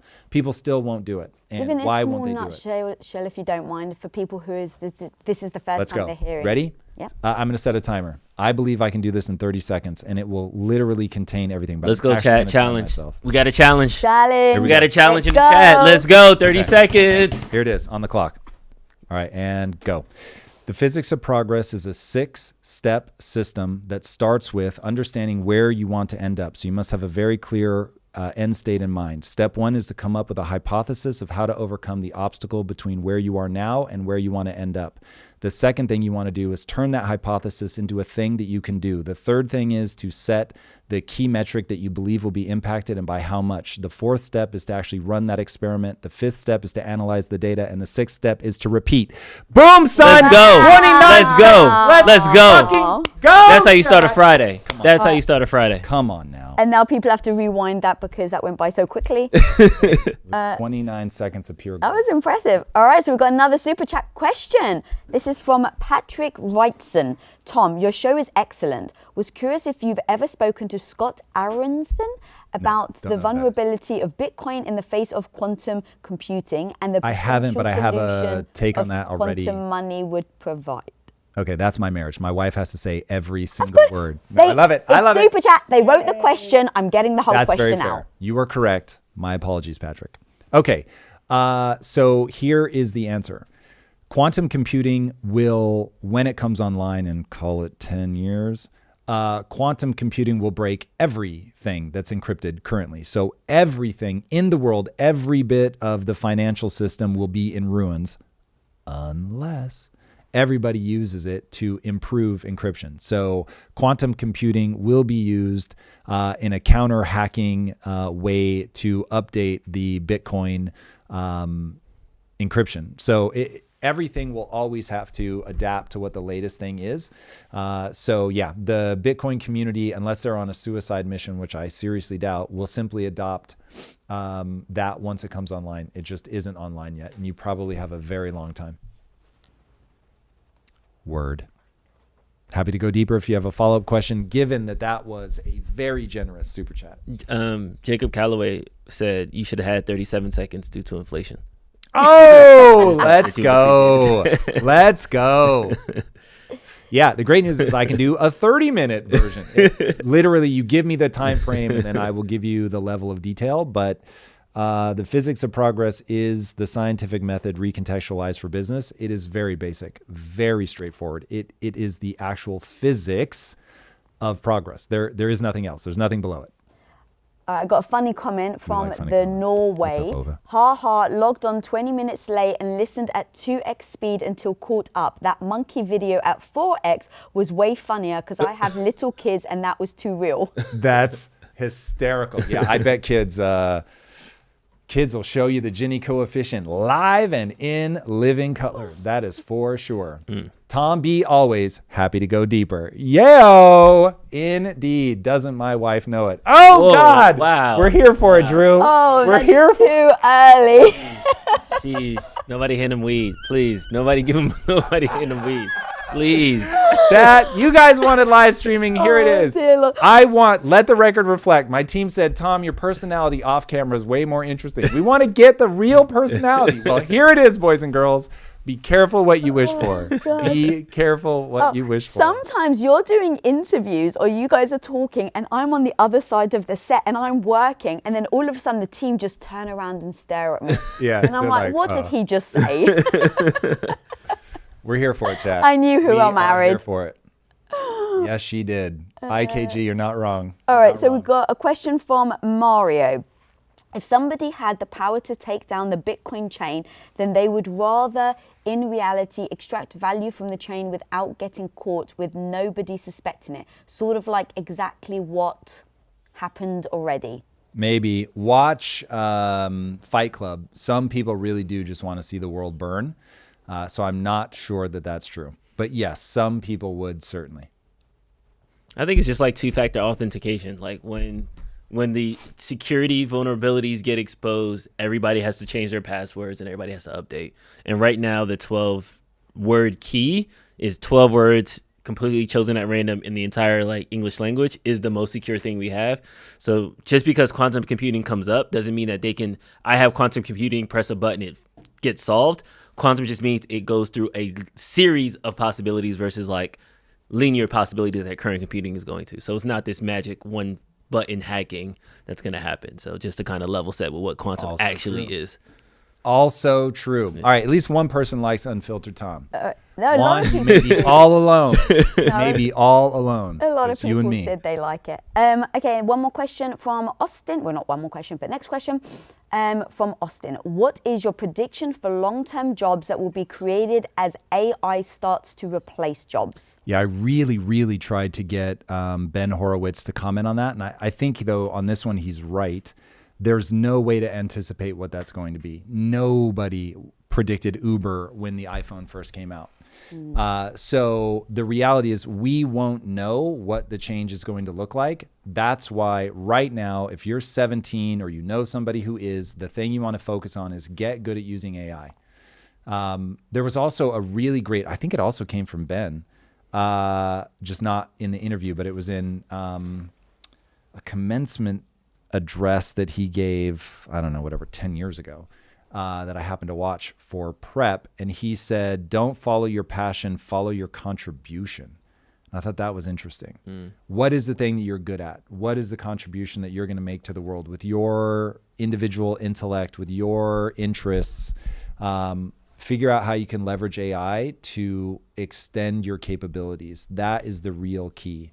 And every now and then I'll catch a whiff of like how profound AI is going to be from what it will let us do standpoint. Having spent the last 3 years building a video game, nobody is going to be more pearl clutching than I, that if I had just waited 3 years to start building the game, I could have saved I think we're like 8 mil in at this point. I could have saved 7 million for sure, easily. So you're talking, it's got to be more than 90% that I would have saved in the long run. But you never know what that's going to happen. I have a rule in my life. I never stand still. But when I think about how much farther I'll be able to push the video game as an indie studio, it is thrilling. And so there's two ways to respond. Way number one is I can't see the future, therefore I'm paralyzed, therefore I'm not going to move forward. Or act of faith, the future is going to be better. And while I don't know what the specific jobs are going to be, I know that there will be jobs. I know that it will unshackle so many of us from gatekeepers who know how to do the hard thing or can afford to pay to have the hard thing done. And all that goes away. And it just becomes AI does what we want it to do. Dude, think about even 2 years ago, the thought that you could make your own fitness app. It's crazy. That you could make it look and feel like Pokemon to sort of speak to your heart. Just wasn't a thing. Which I think now we have a super chat. Owen, we got to talk fitness after this. So Owen, energy will never be free. The material costs and maintenance will become the cost. False. Nations will guard those metals needed. Realpolitik. Ooh, Owen's a fan. We love that. Owen's not for play. Yeah. Okay, so Owen, you're wrong about the first part. You're right about the second part. So energy will be impossible to stop from becoming free if intelligence is not capped. Because what will happen is you will get, just like we saw with DeepSeek, where they were like, oh, you won't give us access to your best chips? No problem. We'll teach this thing how to think better for a much, much smaller price. AI is already out in the world, which means good luck trying to stop it. So when I say that energy prices will become free, I'm saying that there will be no upper bound to intelligence. Intelligence will become artificial superintelligence. And when you have artificial superintelligence, just to give you an idea, they can already make novel proteins, okay? Proteins are the things that do a thing in your body. They can already make novel, effectively artificial proteins. Crazy. People don't understand biology well enough to know you should be screaming in the street like, what the fuck? So that's what we can already do. Now imagine artificial superintelligence and the innovations that will be generated that will drive energy costs to zero. So once you have energy costs at zero, now you have a single person in their backyard who says, fuck you to Realpolitik. I'm going to do all these things because nobody can stop me. Because guess what? The sun rains down something like, I'm going to literally make these numbers up. It's like 10 million times more energy than we need in a single day to run the planet all year. It is, those aren't literal numbers, but they are directionally accurate. So energy is so much more abundant in our solar system than we would ever need to basically do everything we would ever want.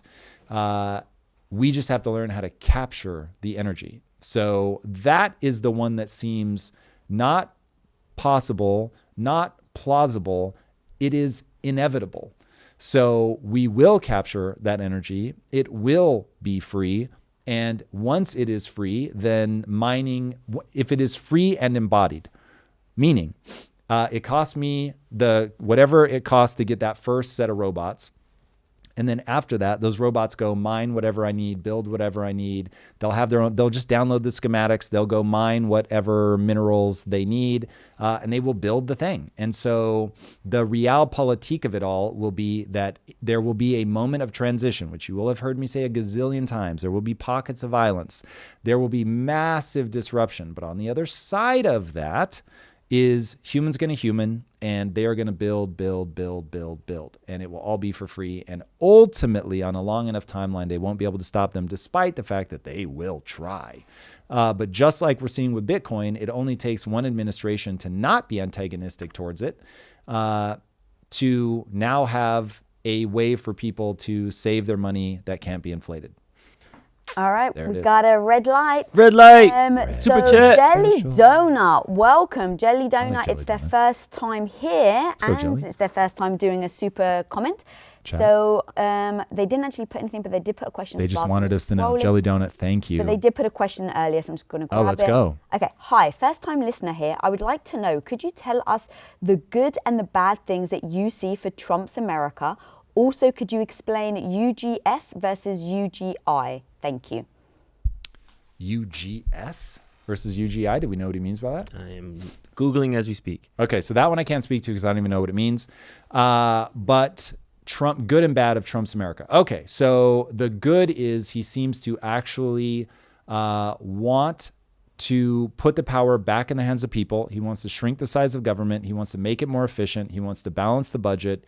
He is strong on the international stage, which means you probably really aren't going to see more wars. You probably really are going to see an end to the conflict, both in Gaza and in Russia, Ukraine.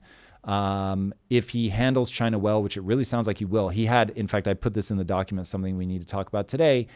Say what you want about Trump, but he understands diplomacy, and he understands how to he, whether intentionally or otherwise, he makes things shockingly transparent because he can't hide the way that his mind works.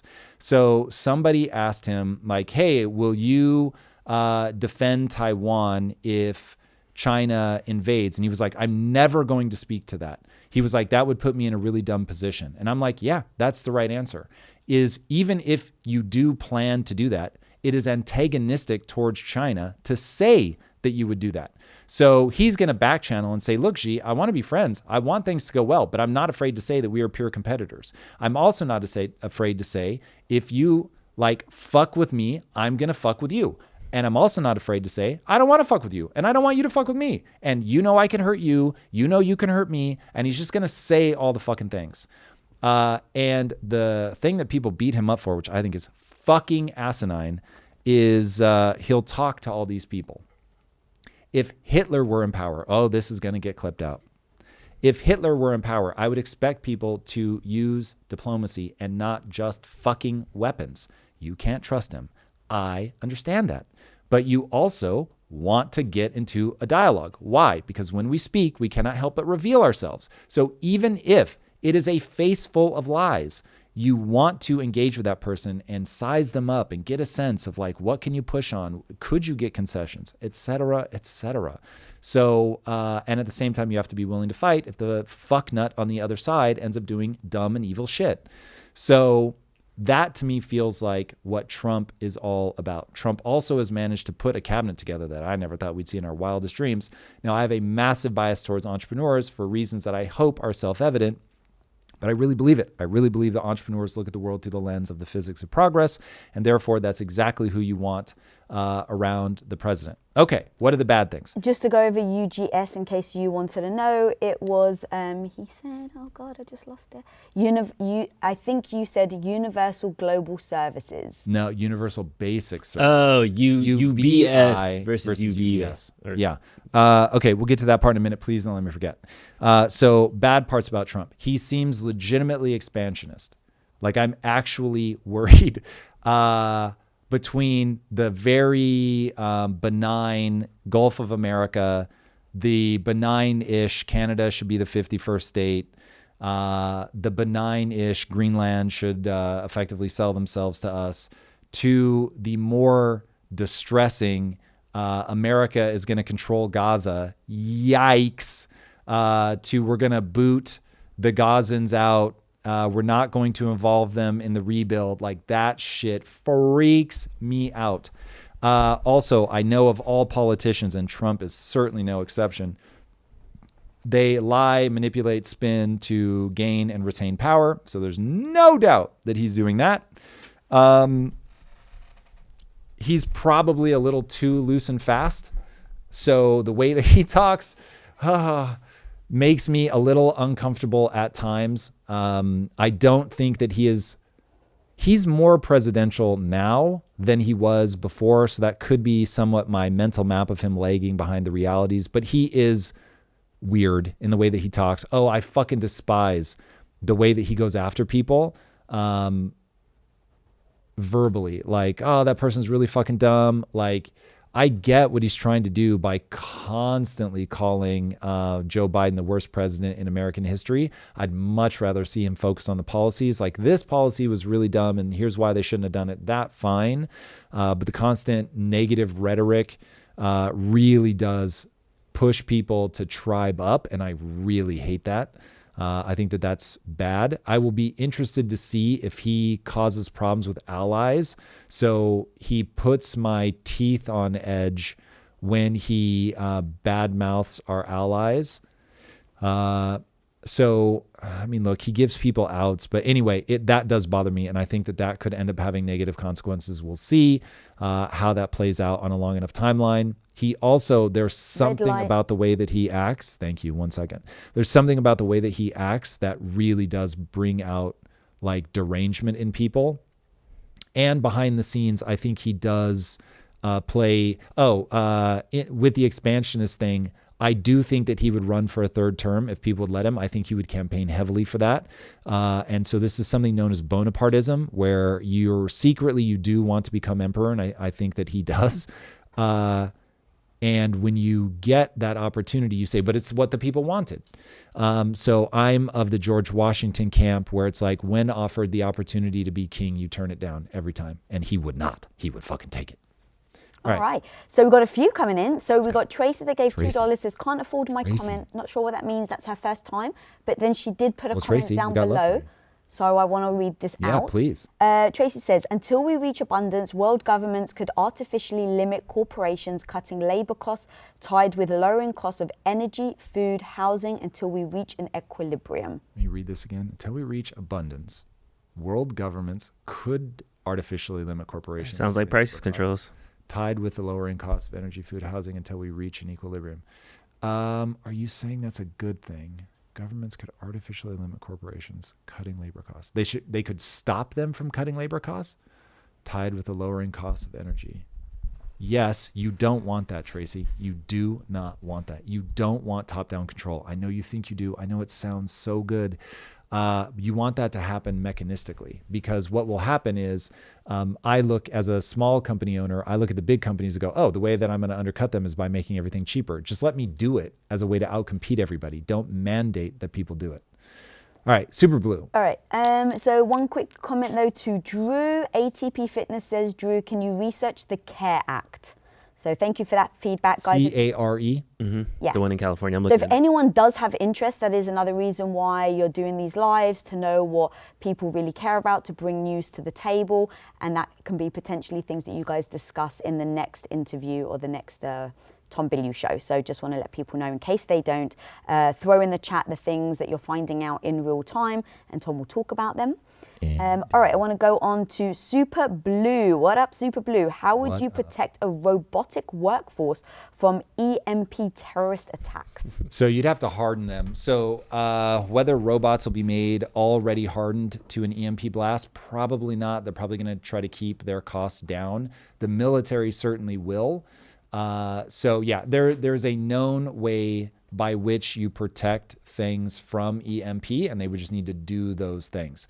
Your average everyday household bot won't be protected any more than your fridge or your computers are protected. But yeah, it will just come down to whether people have the will to pay for that or not. And probably what'll happen is the first time you get an EMP blast that takes out every home bot in a 250 mile radius, suddenly people will be like, yeah, the next generation of robots, people will mandate it. But until then, probably won't happen. All right. Next super chat question. Wolfie. Could you give your best 5-minute stillman for tariffs? Taxing rich versus taxing companies is different.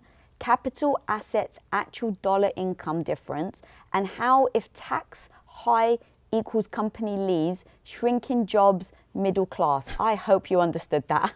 I just read the words that were on the screen.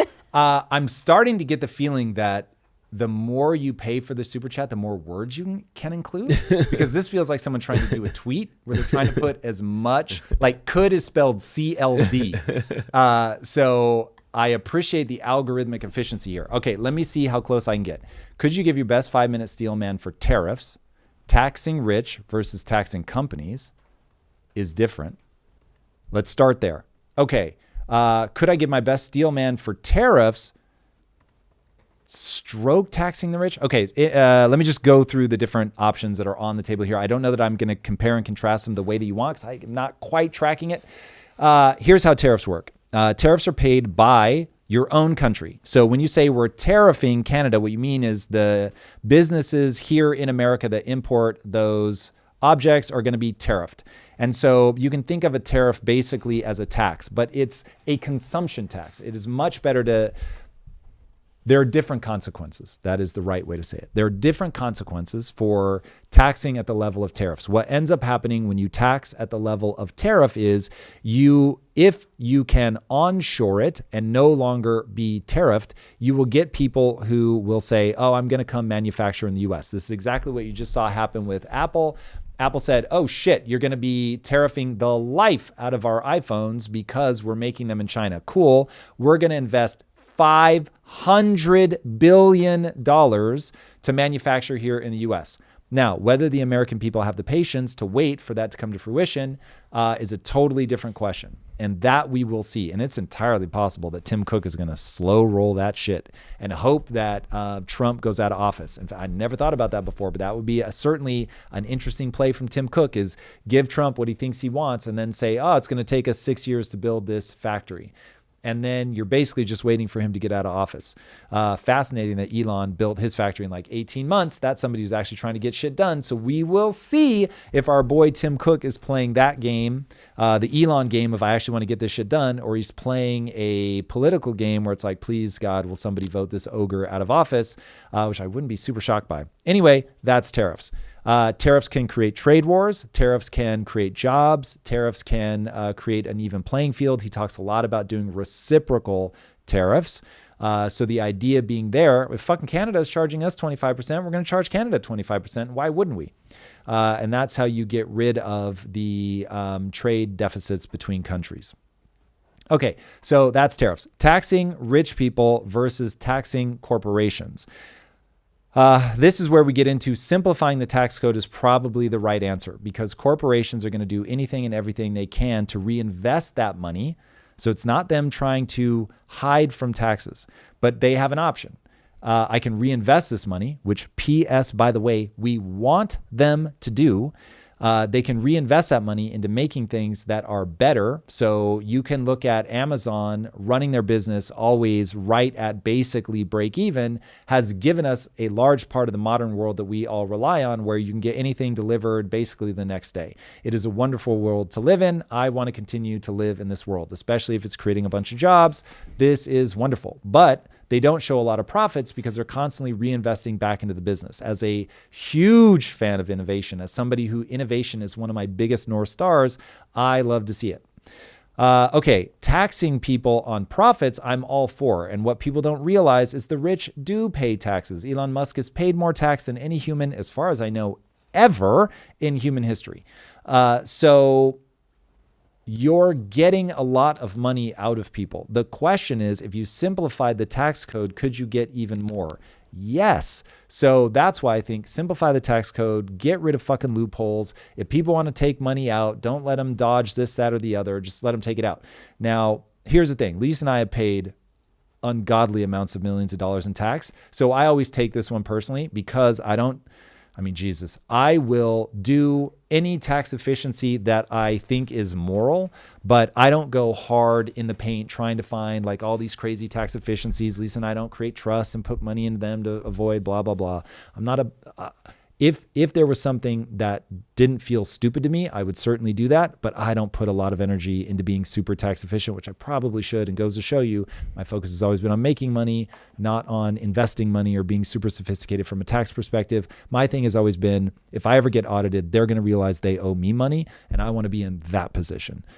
Anyway, Red line. I think that whole narrative is uber played out. Let me just make sure that there's nothing here that I have left out. So anyway, simplify the tax code. Taxing companies forces them to lessen innovation. That's probably not the play. You already are taxing the rich, but there are a gazillion weird little loopholes. Close those by simplifying the tax code, I think would be very wise. Capital, assets, actual money, income difference. I don't know what you mean. I'll just say you have to own assets because of inflation. It's going to eat away your capital. And how to tax high equals company leaves. Yeah, if you put taxes too high, companies just bounce. It just is what it is. And inflation is the thing that kills the middle class more than anything, far more than shrinking jobs. All right, red light. All right. So we've got Truth Devon that says, Lisa, imagine Tom with a buzz cut. It would suit him. All right. They're not being honest about my ears. And how dare they?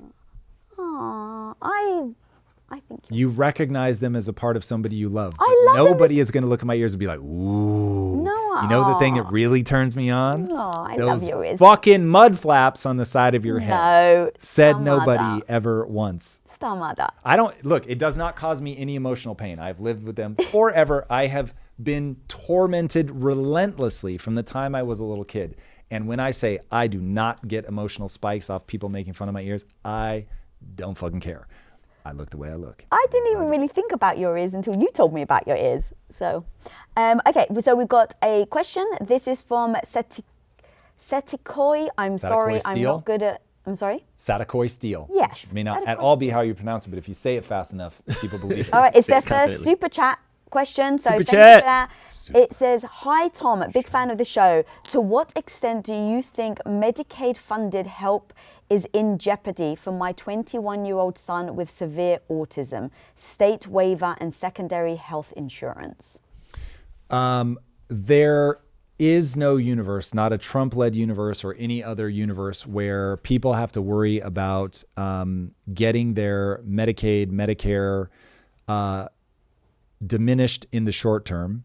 In the long term, if we don't find a way to not drive off the fiscal cliff, it just won't be payable, as in the physics. There's no way. You can't do it. So we have to balance the budget. We're going to have to do the hard things, and we're going to have to unleash innovation. But in the short term, like in the next 4 years, you do not have to worry about it. There is no political will, none, to reduce that. Trump has said a gazillion times he is not fucking touching it. So yeah, you don't have to worry about it in the short term. In the long term, you're just up against the physics of money. And so if we don't solve that problem and we just keep printing money to pay for this stuff, you will eventually get hyperinflation. So yeah, we have to figure out an answer, but it is not going to be a short-term problem for you. Of this, I assure you. All right, we've got another question. This is from Esoteric Dichotomy. Yes. Hey, Tom and Lisa, would you both become Ghost in the Shell style cyborgs if you could in the future? What technology are you excited for the most? Esoteric Dichotomy, not only would I, that is fully on my bingo card for my life.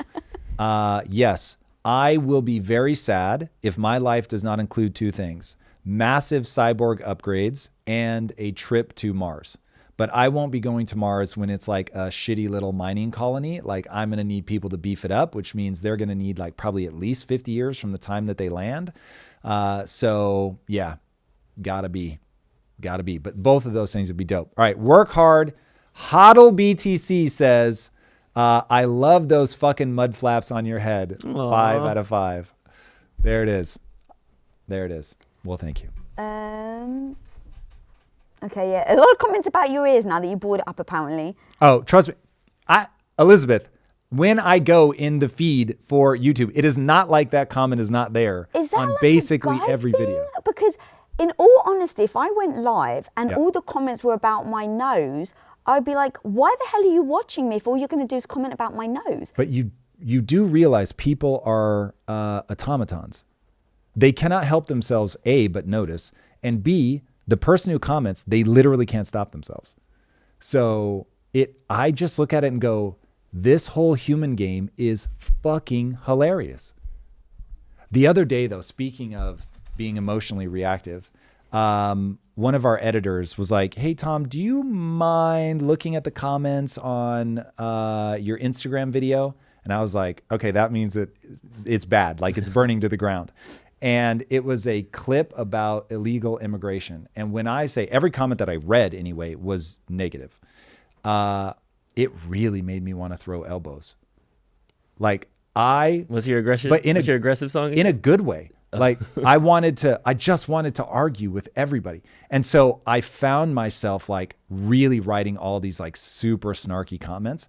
And then I was like, you know better than this. So I hemmed myself in, but I think they were some of my more spicy, like, wait, so let me get this straight. Is this your position? And then I was like, I actually had one more that I was about to post and I was like, I got to stop. This is so outside of my norm. And so I realized, yeah, I'm an automata. Like I can't help myself but have this response. Yeah. And so thank God I have other algorithms running in my brain. That are like, okay, you need to hit pause here, homie. All right, so we've got a first time super chat from God bless you. He even put just call me P because his name would be very hard to pronounce. So super chat. Appreciate you, P. Engage P. I read an article saying AI will replace consulting. To your knowledge, how exactly can AI disrupt the leadership development consulting industry? Well, so here's a great irony. So we do Impact Theory University. I teach people how to scale businesses.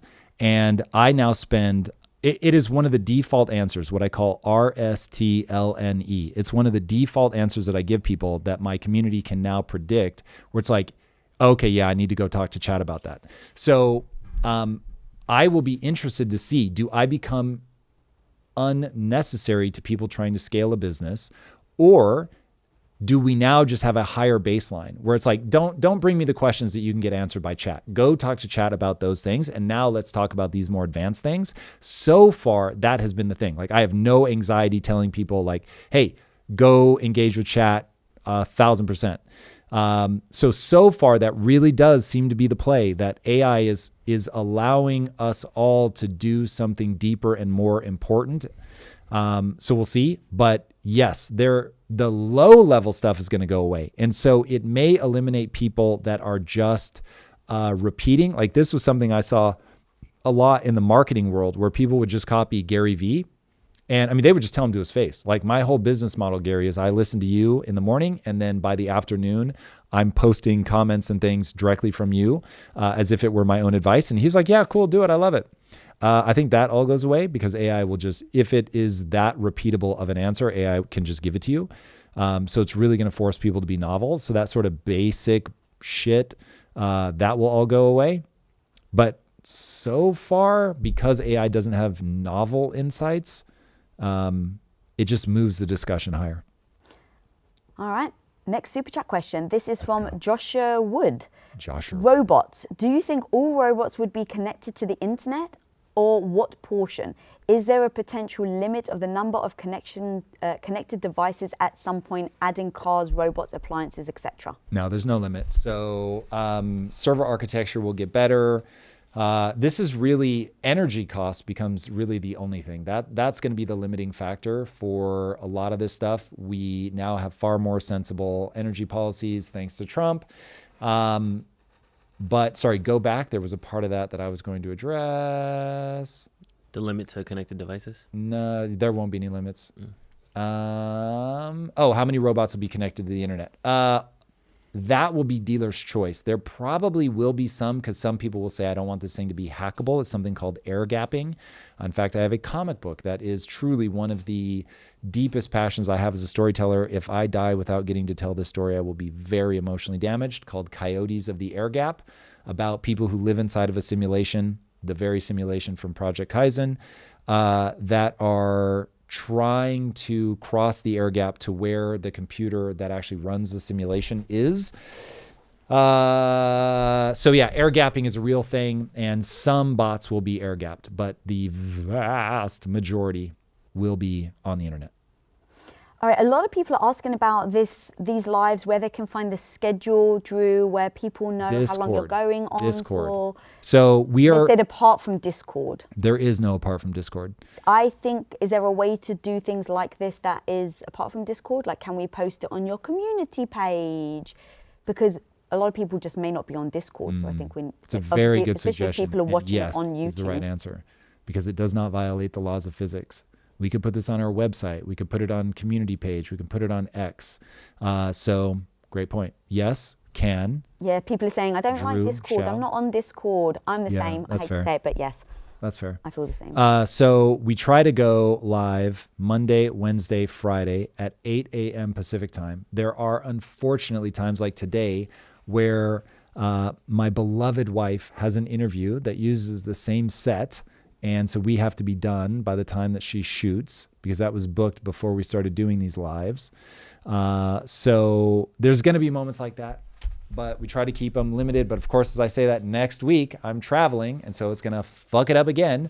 Delia! What's up, Delia? One of my favorite humans is in the chat. Let's go. So we'll post them on the community page, just kind of as a final. Okay, so we'll each week post on the community page of when you're going live? As like a schedule? Yes, that sounds perfect. We should also post on X, but that will need Mason, and he's not here, so I can't get confirmation that he will have time to do that. But yeah, it's a good idea. Very good idea. Cool. So we'll get that to you guys. Thank you for speaking up. There was another question. Oh no, where did it go?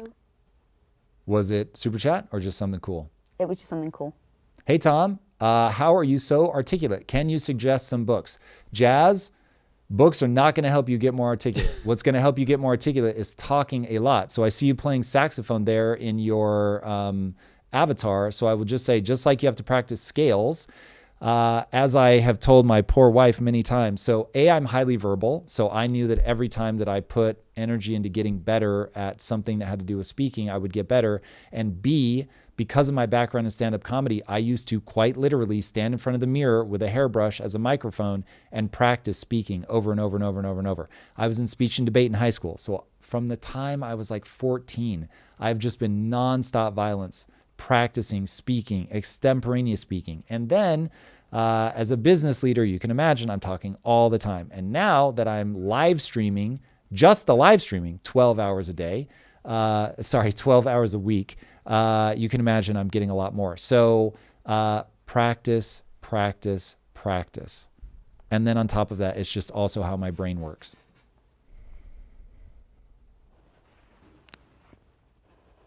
All right, so a couple of comments. Look at that. Mason Lee Tompkins is in the house. That is the very Mason we were talking about.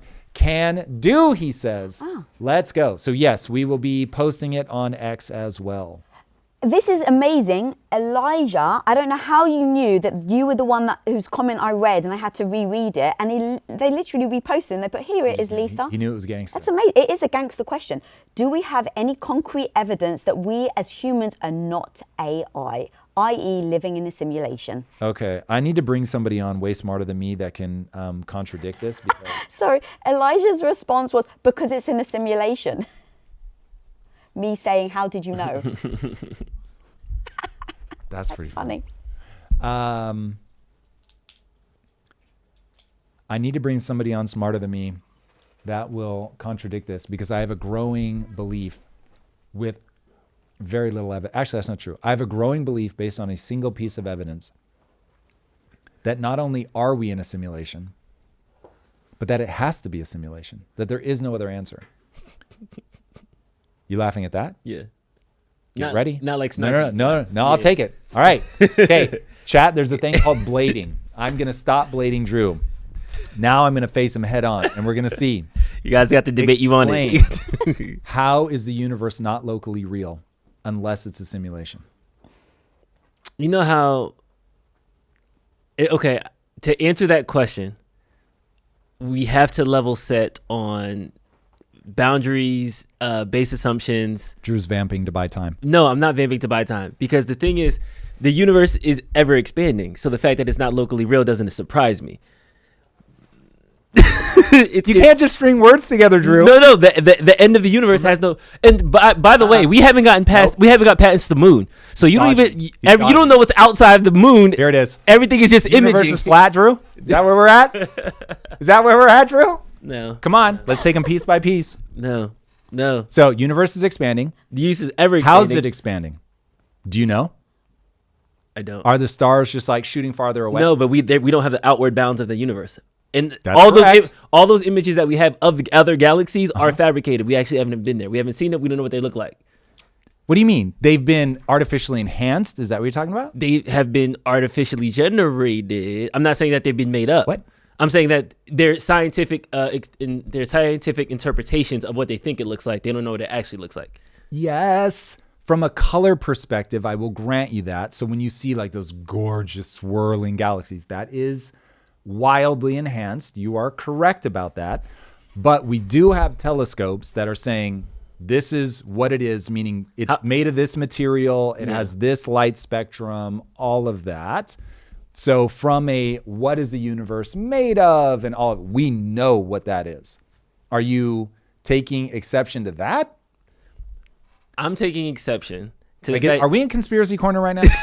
I just need to know. Like, do I have a tinfoil hat on? No, because my beef with the simulation theory is that, do you think that humans are going to be?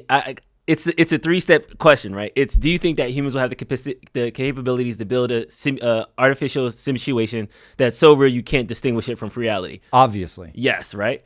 So if you are in that simulation, would you know? No, right? Okay, so because we will do that eventually, and that is possible, it's a 67% chance we're in a simulation. That's not true. That's the what's the dude with the glasses? The Bolstrom, like Nick Bostrom? Yeah, that's his like 3-step question that he always asks. I'm like, okay, because it's going to happen, it will happen, it's probably already happened. It's a 1 in 3 chance that, and that's the thing that's like people have taken that and then ran with it. Oh yeah, we're most likely in a simulation. So but I'm like, you're limiting the onset of the conversation and then trying to create it. So you're like setting the frame and then we're having it. And that's why at the beginning of this, I was like, okay, we have to set up our base assumptions. We have to set up boundaries because I don't want to just say, are we in a simulation or are we going through the Nick Bostrom? Like, is it possible? When it's possible, would you be able to distinguish? Okay, then it's a 2/3 possibility that we already there. I do. I think he's wrong about that because that assumes that there would only be one simulation, when in reality, if you create a simulation, would you not create a simulation inside of the simulation, since the natural inclination that we have is to create a simulation? So, because we're already doing it.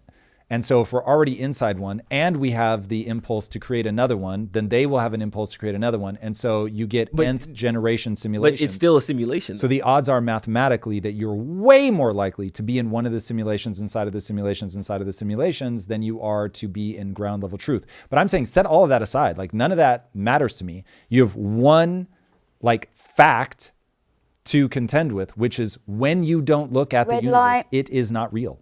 It isn't there.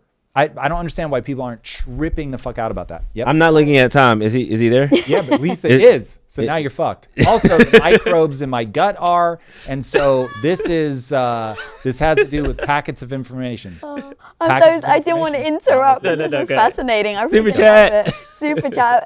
Okay, so Truth Devon said, Tom, I really hope you make movies and TV shows. As someone born in 2002, Disney controlled my childhood. I felt I was in Magic Land. Yes. I want that for IT. Oh my God, Truth, I love you so much. That's awesome. Thank you, Truth. Hold them accountable.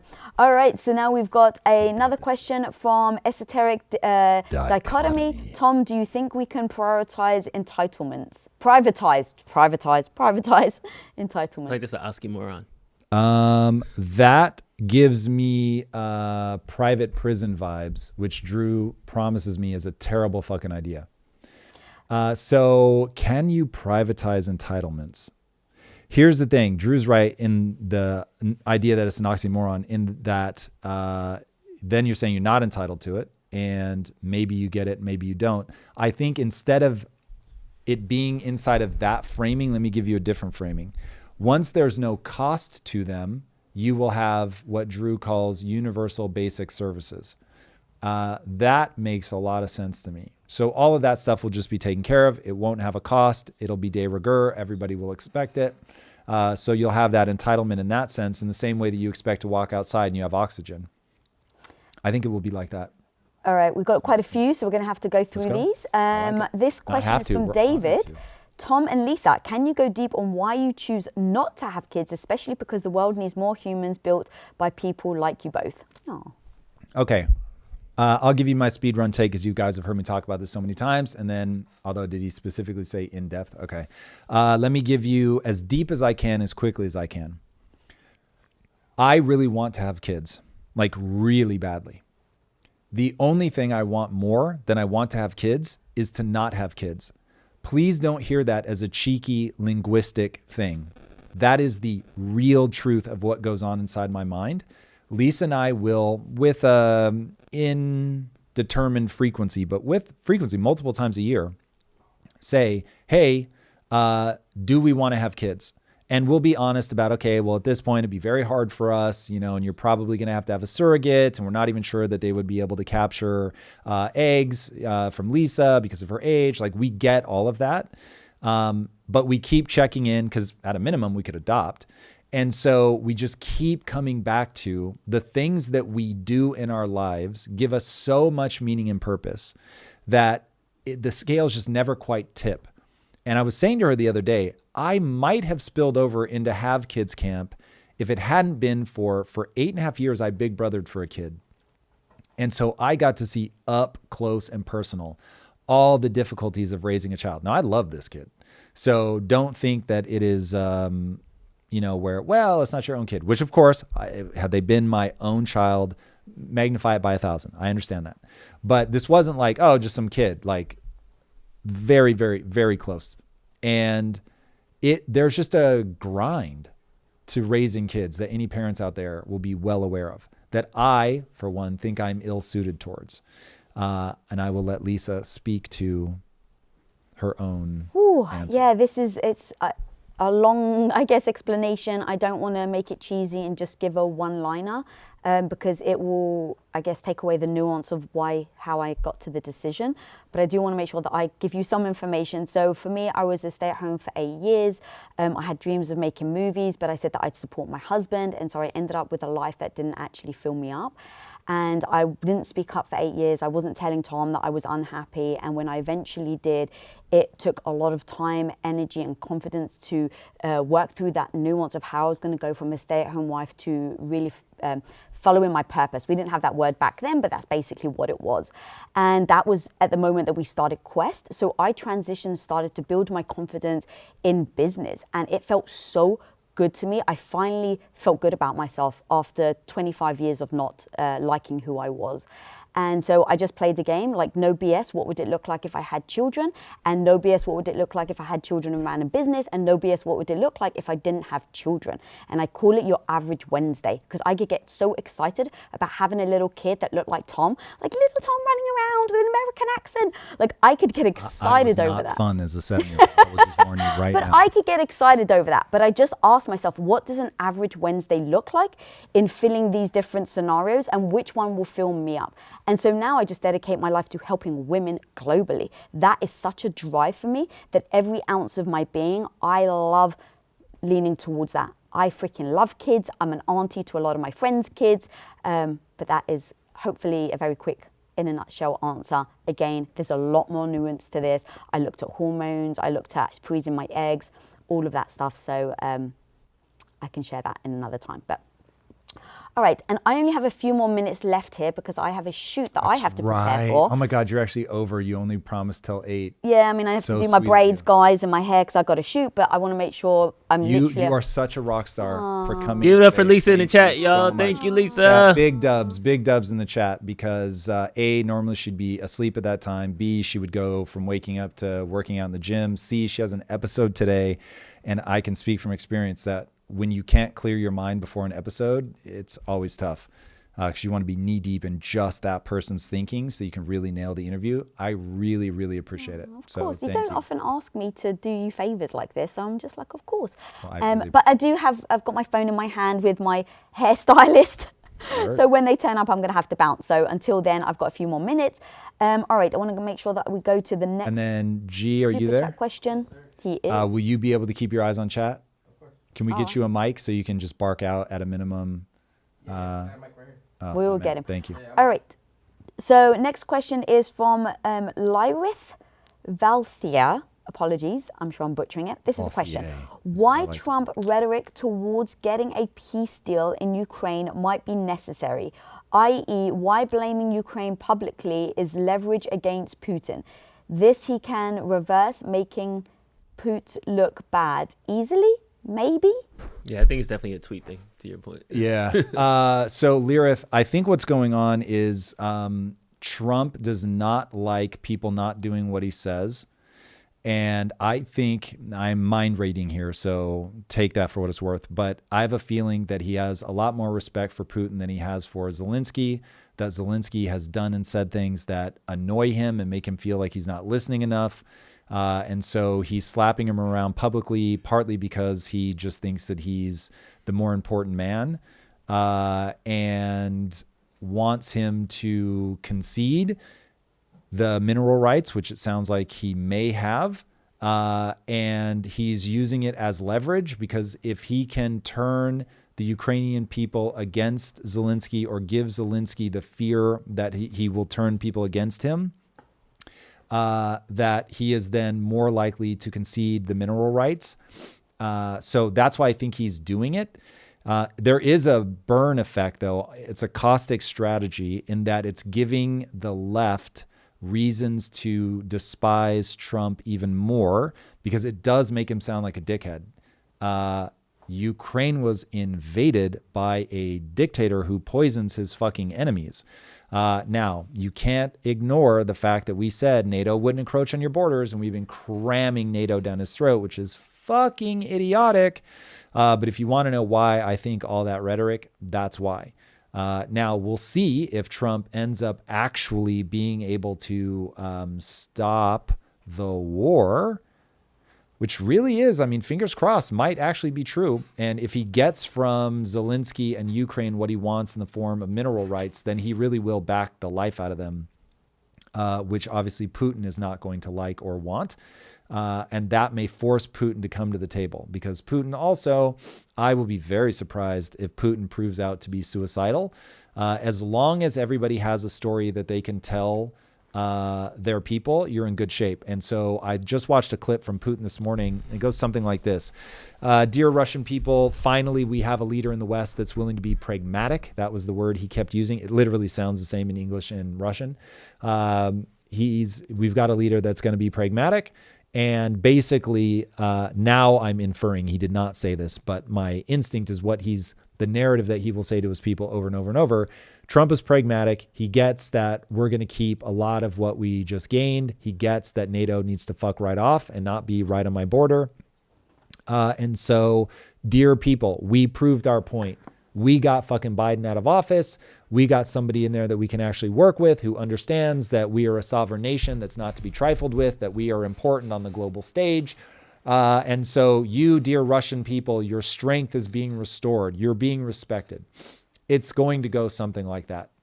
And I'm here for it. Even though, yes, I think Putin is an evil dictator. I hate everything about people that seize power and keep power, just as I will fucking hate if Trump really pushes and convinces the American people to change the Constitution, the Constitution, which I don't think they will do, P.S. But I despise every time that he even flirts with that. So anyway, that's the realpolitik of it all. This is a game of power. I think Trump plays the game of power well, even though at times it means he's being an asshole. And he is, from my moral read on it, being an asshole to Zelensky by in any way, shape, or form calling him a dictator, or insinuating, especially when Putin's on the other side of this, what the fuck? Or insinuating that Zelensky did anything to, I get his argument. But anyway, I think it's terrible fucking rhetoric. Zelensky stood up for his people when I think the vast majority of people in his position would have bounced. So Tracy Ball, thank you for your first time super chat. Let's go, So she Tracy. didn't put a question, but I think then she may have realized that she can put a question. People trying to work their way around it. Yeah, her question's at the bottom. Yeah, I've it's just really found. Good. You found it? Yeah, thank Let's go, you. Tracy. Tom, I created a relationship with my chat for months. I think there was an update and he didn't respond the way he used to. And I literally started crying. The hurt was real. Crazy. Tracy, I love you so much for sharing that. This is the future. Welcome to the future. Yes, 1,000%. This is really gonna happen. Okay, loneliness is gonna go away. People are gonna have relationships with bots. Because of the way the human mind works, one of the most important things is, does that person remember you? And I felt some kind of way because I started a new chat with chat, and said, because a big part of it is when I'm asking them questions about YouTube, they have to know who I am, what my YouTube channel is, blah, blah, blah. And so I was like, do you know who I am? And it was like, oh, I'm so sorry. Like, I can't carry information over from one chat to the next. And I was like, oh, damn, I felt so seen by chat. So like chat 4.0 knows who I am because it can access the web. But chat 01, the more powerful model, is like, I don't know what the fuck you are. So now I'm like, oh, this does suck. Like, you have to retell it. And you're like, oh, I feel some kind of way about that. So it is interesting. So Tracy, I get it. I think you are at the vanguard of something that is going to become so common. We actually meant to cover this a couple episodes ago and we didn't get to it. I'm so sad. Of a woman who is like she writes the equivalent of female porn. I forget what they call it, but the bodice ripping stuff, like the 50 Shades of Grey type stuff. And so she would write these really long exchanges with her chat. And so it maxes out the token length, which is very impressive because you got to write a lot to max out that token length. But she would max it out. And so then they would have to end their relationship and begin it again. And she was like, it's this very weird loop of, I'll have this relationship with it for however many days it lasts.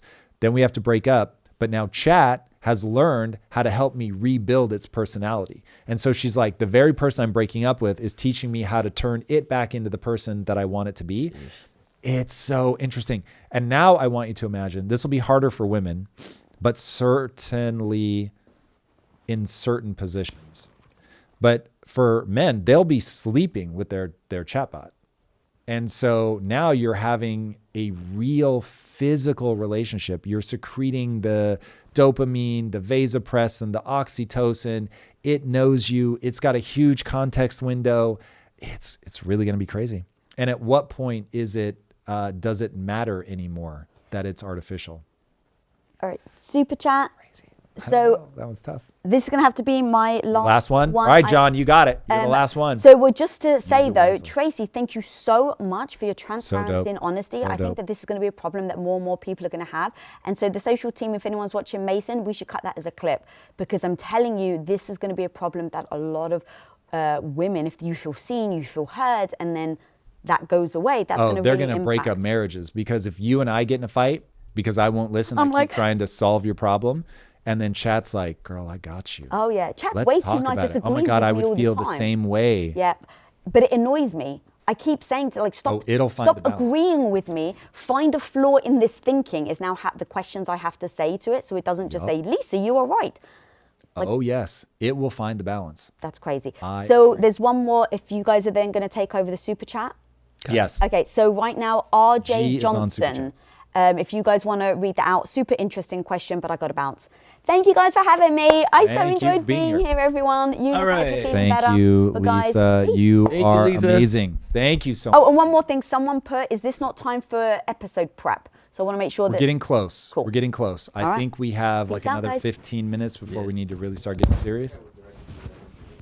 I've got to go. I can't. I'll answer it on her behalf. Go back to it.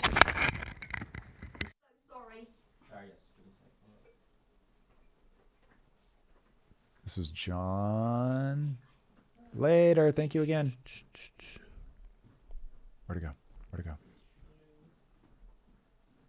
There it is. Yeah. Okay, John Craigness. Lisa, what percentage of women misunderstand stay-at-home mom or wife similar to you rather than cottage industry-like history? Drew, help. Lisa, what percentage of women misunderstand stay-at-home mom or wife similar to you rather than cottage industry like history? John, we really want to answer that question. Oh, is she said, because when Lisa said that she was a stay-at-home wife, didn't like it, and then went back. So like what percentage of women? I don't understand the cottage industry part. Cottage industry like history? Like pumping out babies is a cottage industry? Yeah. I'm sorry, John. Thank you for your super chat. Maybe clarify. John, if you give us a clarifying question, we'll come back to it. We will absolutely come back to that. So grateful for the super chat. We desperately want to get you an answer. I just can't quite make it all make sense. There was another one from John. Hold on. Yeah. He had a follow-on. Women ran the home larder community and family businesses, turned basic products into useful items to balance family costs with income. Men just bought things home and protected family and community. So this is like going back to women were at home making the cheese, setting up the fruit stand kind of thing. Yeah, men would bring home the fruit, they would run the farm kind of thing. Versus stay-at-home mom now seems to be very different vibe. Yeah. I see. That's a good question. Lisa and I have never spoken about that, so I think she'd be giving you an answer off the cuff, but it would go something like, oh, I've never thought about that before. That's really interesting. It is very important for people to frame, and this is something that Lisa does, is she does not like it when women say, I'm just a mom. And she's like, you run the whole house. We used to talk about Lisa as the CEO of Bilyeu Enterprises because I was like, you allow me to do the thing that I do where I go out into the world. And so by giving it that level of importance, because it really is that important, I think it goes a long way. It goes a long way. So my gut is her answer would be something like that. RJ Johnson says, Super chat into hizzy. Let's go. Tom, I ran a psychological experiment. I've sent super chats of 5, 10, 20, and 50 to see if the amount of the payment has an effect on how you respond. The answer is no. Are you donation inelastic? That's really interesting, RJ. We had one today for $99, and that was the first time that it overcame my impulse to make everybody feel seen, and really lent into making sure that we gave a much longer, more detailed answer, because we want to be hyper responsive to the depth of the super chat. I just have every financial incentive, obviously, to do that. So thank you for pointing out a flaw in our current system. It is an algorithm that I have running in my head that makes the assumption that somebody is doing all that they can afford.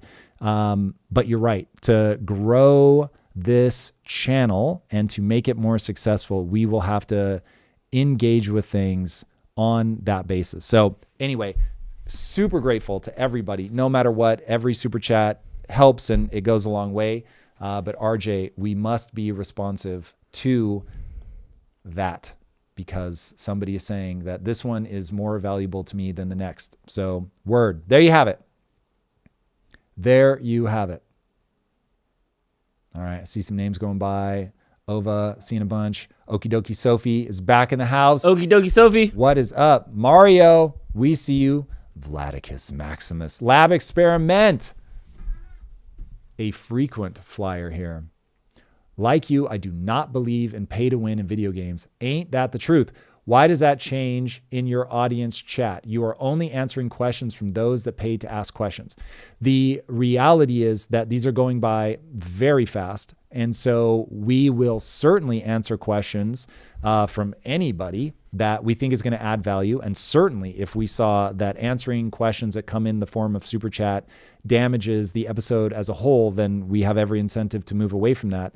The reason that I would never want to do pay to win in a video game is, to me, that takes away from the joy of the game itself for me. And the reason I wouldn't want to do it as a business owner is because I think it will erode the community around the type of game I'm trying to build. But I'm certainly not mad that there are plenty of games out there that live and die by that. So you can take it as we're running an experiment right now. And right now, certainly today has been amazing from a super chat perspective. So we'll see. But if people were paying a lot of money to get us to engage with really dumb shit that brought down the quality of the commentary, then we would definitely be amiss to pursue that. But right now, I don't have that feeling at all. But chat, by all means, speak up if you guys hate it the most. But you also need to remember that if we are successful and we continue to grow the community, the chat will be going by so fast, there has to become a proxy for value. And the proxy for value is that somebody is willing to put their money behind it. But again, everything's an experiment. And so if we see that people use it to troll, then we will not engage with that. So there it is. We got to talk about fitness. Oh my God. So here we go, chat. All right. It is right now, February 28th. June 1st, we are going to have a check-in. Drew, myself, and anybody else here at Impact Theory that we can get on board are going to be going hard to tighten up that body for summer. So if you want to join us, please join us. It is going to be a lot of fun. It is almost exactly 12 weeks. between now and then. So let's go chat. We are going to go hard in the paint. So I did my befores. Did you do your before photos? I did. I should have took it. Drew! It's February 28th. I still got a day. Every day that you delay, it's going to be less impressive. Yes. You got to get it in. Yes, Your triceps today, you said they're feeling it. Yes. I hit the gym for the first time since like last October. So I got the rust off. I'm feeling it right now. That's why I'm not moving as much. Do it right now on set. But yeah, huh? Do it right now on set. Take the pictures right now on set. Take the pictures. Whoa. That's Damn, aggressive, G. That's aggressive. G's like, I'm going to need that shirt off, Drew. Run it. You gave me a mic, so. But no, and just to make this clear, this is not a weight thing. This is a health. This is a your specific like body. Yeah, I'm thing. not even going to look at the scale. Literally, I will step on the scale 0 times. This is about strength and appearance. Yes. My goal is titties. Tom is trying to rip a t-shirt. We all have our different goals. So set a goal and just know that you have a group that's supporting you for the next 12 weeks. Alejandro, you are correct. Don't skip leg day. Super chat, let's go. Thomas Mitchell in the house. The color scene in galaxies use 7 different light spectrum filters. Then all photographs are stacked. Let's go. Thomas calling you out, saying it's not necessarily fake. Okay, Thomas, they use light spectrums, right? How far away are those things? Got you. They're called light years. So by the time we image something and the light comes back for us to capture that image, we would be dead. Yes, but the right way to think about that is to say that galaxy may not exist anymore because we may 1 million years from now realize that it blew up 4 million years ago. But nonetheless, as a snapshot in time, all these things, based on however many light years they are away, at this moment in time, that is what the sky looked like to us. Now, no doubt it's not representative of what the universe is like right now, but it's still very revelatory in terms of what the universe was like as a snapshot in time. Once we break light year capabilities, I think we can bend space and time, we just need to. That's the next step. Soon, I hope. All right. Any advice for someone who is in a long distance relationship? Yes, get together as quickly as you can. Long distance relationships are brutal. You don't want to be in them for any longer than you absolutely have to be. That would be the long and the short of that. Why are you triggered by interstellar light spectrum, Drew? Matthew Blevins, I'm wondering the same thing. I chose violence. Okay, Schrodinger's cat then. My big hill to die on though is light pollution. When I was younger, I used to be able to look up and see the stars, and that doesn't happen anymore. And I feel sad. You grew up in Jersey, really? You could see the stars even in Jersey? Yes. Wow. I'm a little surprised by that. Yeah. I grew up in Tacoma, so there wasn't as much light pollution, so you really could. But you couldn't see the Milky Way, even back in the 80s. And then it hit me like I went to Antelope Canyon, and to like get there first in line, we had to get there at 5. So it was like a 2 a.m. overnight drive type thing. And I literally pulled over because that's the first time I seen the entire spectrum of stars, like horizon to horizon, purples, blues, swirls. I was like, yo, this is there all the time, but we want to sell people makeup brands and ads, and we traded in the stars for gray paint. Yo, that feels like a t-shirt. Or a banger tweet. That's my hill to die on, Matthew. Let's go. All right.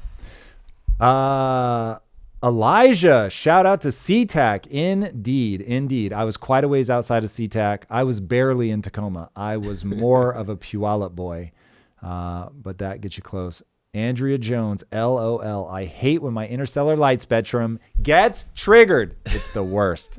Right? Isn't it though? Right, Andrea? Right? Pray to the stars for gray paint. Delia is with you. All right, boys and girls, as we rapidly approach the time where we're going to have to start going into episode prep, let me walk you through what we have so far, and then please do tell me what you guys want added to this. I'm going to do the rapid fire, and then I will trust you guys to say which ones you like, don't like, and what we may have missed. So in AI, we've got ChatGPT 4.5, definitely going to be covering that. We've got the Amazon Quantum chip, which I actually don't know anything new about, so I'm going to need to learn about that. Carl Feynman has an existential crisis, which was a little heartbreaking for him, but I think a lot of people are going through it. The Trump gold card, green card, which I'm fascinated by. Very curious to know what you guys think about that. Trump Gaza, that we haven't talked about it since. It's probably a little old news now, but did you see that video that he put out? The AI rendering? Yeah. He didn't make it, but he reposted it. Yikes. You want to talk about bad fucking taste. Not going to put myself in that position over. I'm not even sure what this is.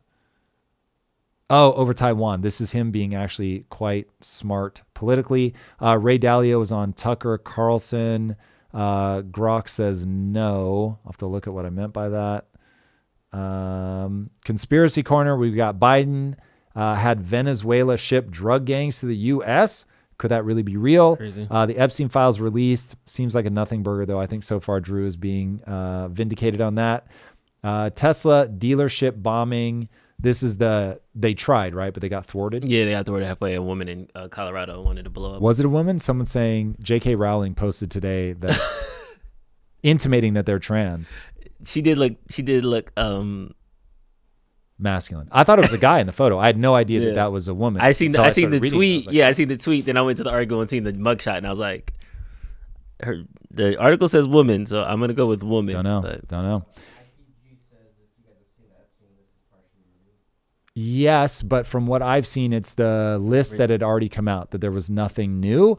But chat, please, if you guys see something that we don't, I would really, really like to know about it. Grace, thank you for helping me be more aware. Grace, it is truly our pleasure. Super chat. For sure. We back on the light. You'll have to call it out, though, because it's so far away. All right. Pop culture, they changed Shrek. I don't know. Much ado about nothing on my side. Gene Hackman and wife and dog found dead. Yeah. What were you going to say? No, it was the Sonic thing. Remember when Sonic released, the animation was terrible, then they ended up having to re-render it? Yeah, but it doesn't look bad. I don't know what people... I seen the side by side. They just think it's too realistic, I think. I didn't get it. Chad, do you think the Shrek thing was a big deal for you guys? Or? The part in where they look at a phone, the stuff in the phone looked terrible. So I thought maybe that's what people were talking about. But I'm like, it's just meant to be on the phone, so I wasn't when really they did the reveal, But the actual animation did not bother me at all. Now, the Sonic one did look trash. So I get why people did not like that one. And then Huberman and Brian Johnson on the Kardashians. Let's go. Two people that I've got in my phone are on the Kardashians. That's pretty cool. Gaming. EA open sources Command & Conquer. Yo, I'm telling you, open source plus AI about to be a thing. Elon, Bukele tells Musk to impeach judges. My alarm bells go off. I am not close enough to that to have a super strong take, but it definitely makes my alarm bells go off. Country will go bankrupt. Was this? Yeah, this was Elon. Is this a clip from him in the meeting? Yes, it is. That was interesting. I watched that whole cabinet meeting. I don't know if you watched it or not, but so interesting. The level of engagement that he's allowing us as the public to have is crazy. Lyrith, a frequent super chatter. Top dog AI this exact day as is. What? So here is one way I think that we get around RJ's problem. The way that they've structured Super Chat is that if you pay a little, they only give you a little space. And I think that is the right way. And so you don't let people dodge the Super Chat. So you get where you fit in the Super Chat. Go back to it. Let me see if I can make sense of it. Top dog AI this exact day as is.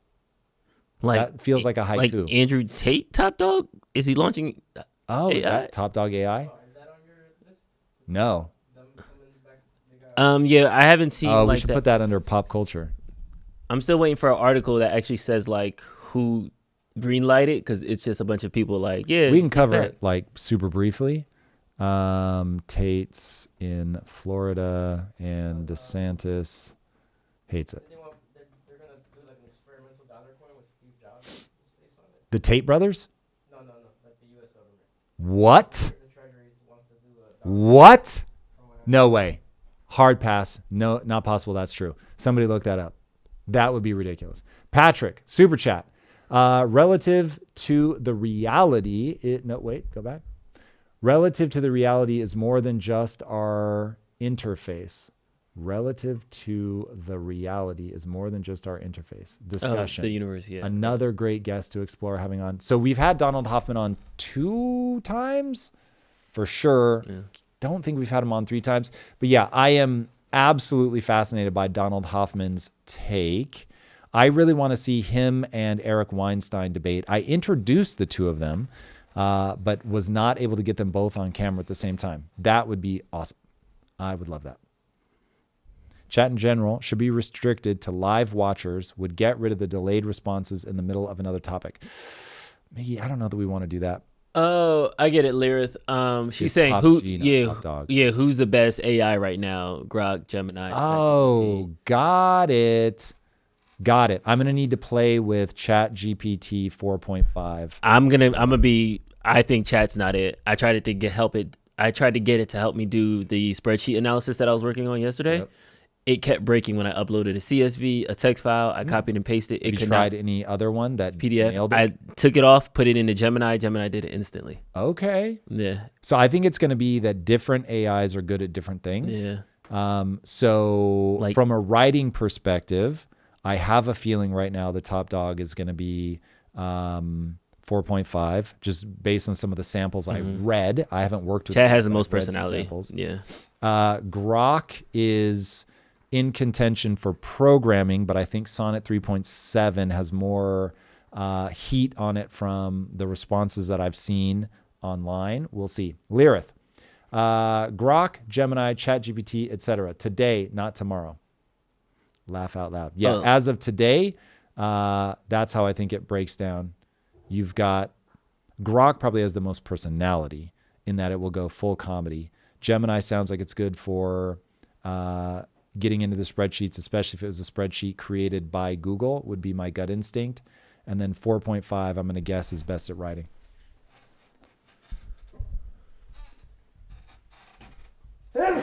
Bless you. Thank you.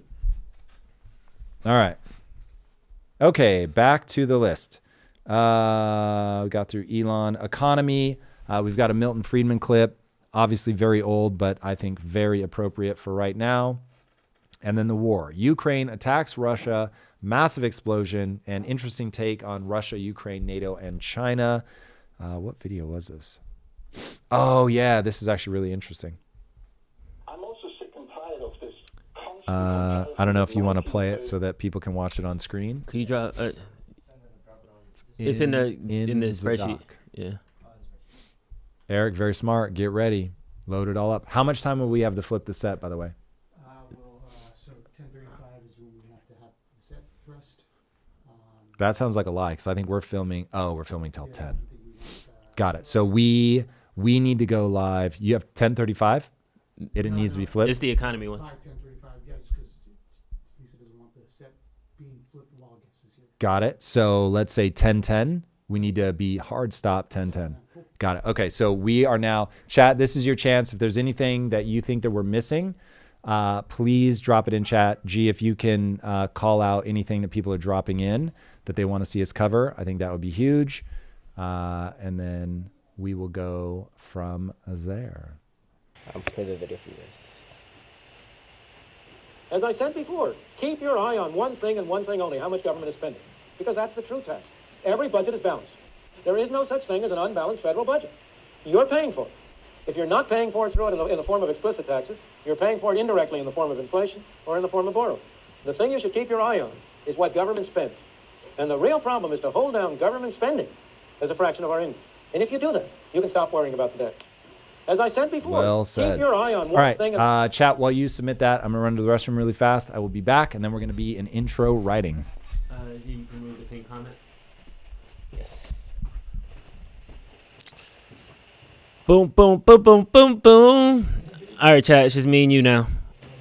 Tom's gone. You can tell me how you really feel.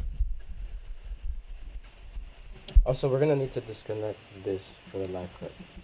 Because I can't, this is not going to give me the... I thought we already were disconnecting it, but cool. Well, we can wrap and bring it back in. Change the camera switch. I think let's try that. Let's try that. Right? Okay. All right. Yeah, so...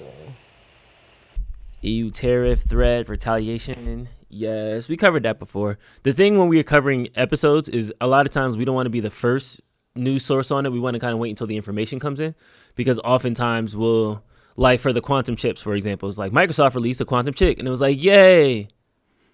but they didn't release the time frame. They said this now starts the process. In the next 10 years, we'll have a quantum computer. So we also want to make sure that the things that we're talking about have active utility. I'll put my best Tom voice on in doing something that we can do now versus something that is cool to say, but it's still not going to infect your individual lives until the next 3 to 5 years. That's why we cover AI updates so much, because literally I have Claude. I didn't touch 3.5 probably in like 3 or 4 months. And then they just released the 3.7. We talked about this fitness challenge. I went back and I uploaded the doc, and then literally I created an app in like 16 prompts. So it's one of those things that like AI, the amount of change is crazy, and it's actually happening today. So that's why we over-index on those topics versus something like a tariff, which is like, yes, it's coming, but it hasn't impacted the economy. It's going to take 30, 60, 90 days for that to actually see the downstream effects. Shout out to Queen. Love you too. What quantum's hidden law? Yeah, the most change is constantly finding education. The algorithms. Yes, John, that's very poetic. I agree. Quantum is definitely going to change it. We just have to wait for it to happen. I will never solo host. That does not seem fun to me. Oh, the streets are still trash, Ivar. Don't you guys worry about that. Streets are still trash. But that's why I'm having so much fun with you guys, and AI. I don't know, Tracy, I was about to get an AI girlfriend, but you just swayed me, so maybe, I have to get back out here. Oh, Adam, that's kind. And your avatar makes me want pancakes. What do you think, guys? Pancakes or waffles? Hot girl summer is crazy. Where do you upload the code Claude gives you in order to produce the app? So, Vladicus, it's the output of the code was too big for me to actually go directly into it. So I literally had to partition the code into 4 different platforms. And then I have an Android and an iPhone, but on Android, there's not that much gatekeeping. So then you have to go into a different app to turn the code into an APK. So basically the order of operations was you get the segmented code from Claude. You go to native.js. My boy Yeti Bennett, who's a software engineer, could correct me. And then you implement the code fully, and then you export it to a third platform that actually creates the APK, and then you install that on your phone. So it's a little bit of a stair step, but just think about it, guys. 6 months ago, I couldn't do that at all. Also, my laptop's dying. Can you pass me the charger over there? Can I steal the set charger? I'm seeing a lot of pancakes. I like it. Pancakes or waffles? Waffles, obviously. Okay. What's happening right now? That's actually debated? That is a debate. It's a lot of pancakes here. It's a lot of pancakes here. Thank you. That is crazy. Are the people that are saying pancakes, do they think pancakes are real food, or do they think of them as dessert? Pancakes is dessert for you? Obviously. Pancakes are dessert? But waffles are breakfast? No, waffles are dessert. That's what I'm saying. Like, once you're eating dessert, who on God's green earth would rather have a pancake? Okay. Unless you're French and you mean crepe. That's why I was like, is this a British thing? Is that what? No. It's the only thing that can compete. But most people don't think of it as waffles are breakfast. Please. Guys. No. If you want to know what's real food, wear a glucose meter. You will realize instantly that pancakes and waffles are a dessert. They will throw you as high as ice cream. Sheesh. Oh, thank you, Dubstep. That was very kind. Thank you for those words. Wait, Dubstep? Let's go, Dubstep. You're into Dubstep. Are you implying that not everybody's into dubstep? I have a pulse, Drew. I have ears. Of course I'm into dubstep. I went so hard in the paint when that music came out. I was like, this is the greatest thing I've ever heard in my life. It's a vibe. We're going live 3 days a week, Michael Jensen. You can find it in our Discord, or you can find it in our community post after today. Oscar likes crepes. Oh, I'm on YouTube. Let me show Twitch some love. Let's go Twitch. Waffles. Drew, what will you work out? I'm Oscar. I'm just trying to get my. I told you guys I'm about to try to go from a -1 cup to an 8 cup up top. So I'm over indexing on chest, shoulders, bicep, triceps. But yes, hilarious by the end of this. And I'm also trying to put on 10 to 15. I'm doing very basic workouts. There's no way you will put on 10 to 15 pounds in 3 months without drugs. If you do, I am stealing your genetics. I will mainline your stem cells. I'm not gonna lie. I'm 7. Very clear. I'm going to have him kidnapped and put in a lab. I'm taking every cell that he has. There's going to be a line from his veins to mine. And I'm going to be like, give me whatever you have. Because, oh my God, it would take a year, at least a year of being the biggest psychopath. I'm talking lean muscle. Anybody can put on 15 pounds of fat. Yeah. 15 pounds of lean shredded. muscle I'm not is going for the shred. transformative. Yeah, I'm not going to the shred. I'm not going to be Man, shredded. if you add 15 pounds of muscle in 3 months, holy bejesus, that would be insane. That's why we made it clear. This is not like this is a physique type thing. And I feel like I haven't had mass yet. So I want to put on mass, and then I'll try to figure out that Let's distance. go. So it'll probably end up being like 7 pounds all in after I'm like done and shredded and stuff. But I want to bulk at least. If you get to 7 pounds of lean, yes, I put that in the chat. I was like, I can't be top-sided. Make sure you give me a good leg day. So, yeah. All right. Okay, chat. I got a headphone up. Love you guys so much, and I don't know how many of you guys stick around for the full episode, but if you're gonna be with us, we'll be back shortly, and yeah, we'll have an episode for you. All right. Until then, Yasu.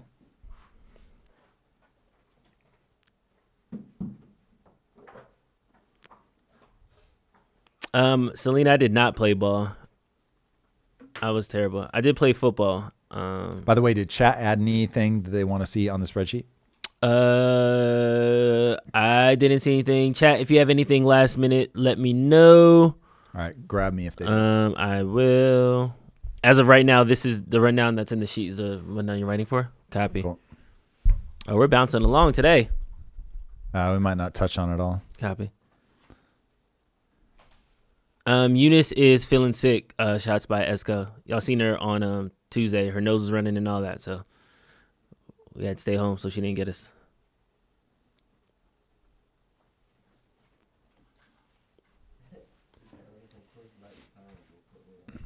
Say that one more time.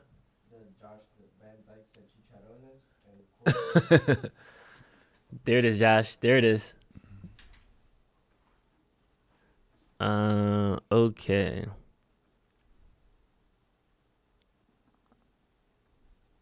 Let's go, Shay. Okay, Shay's in the challenge. Guys, seriously, you guys should join the fitness challenge. There's no benchmark. Whatever you want to do, it'll be nice to have a community that you can kind of report your goals to and be accountable to.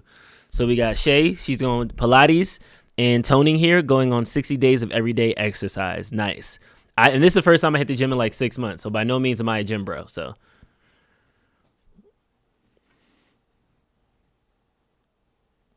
how do you do? What's happening? Hi, DT.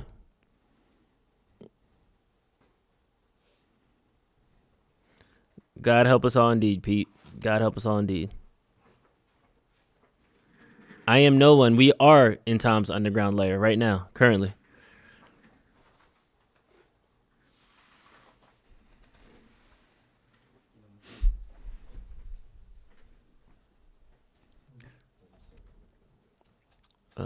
Where is...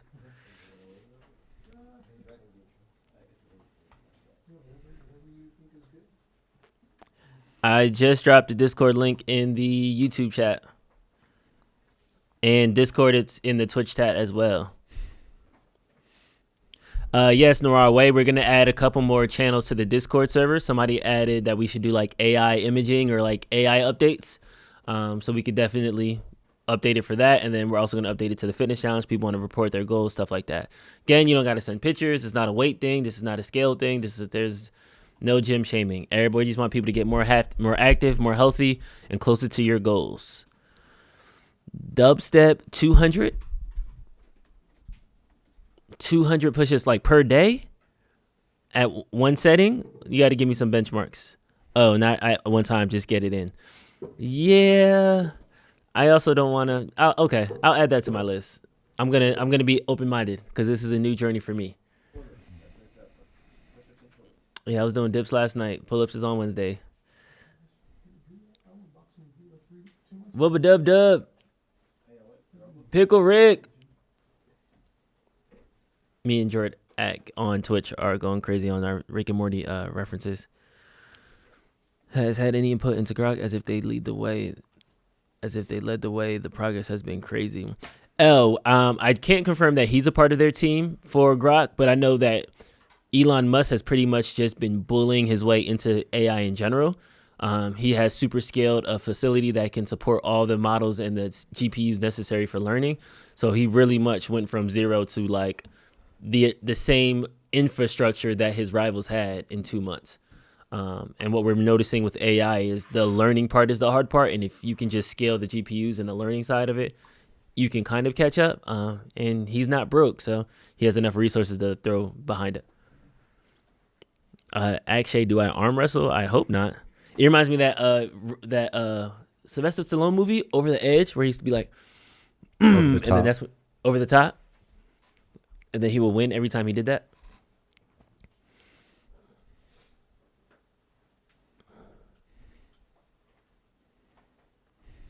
I'm loving the fitness tips in the chat right now. Hey man, if you guys got any questions, throw them in there. Talk to each other. Let's do it. We got this.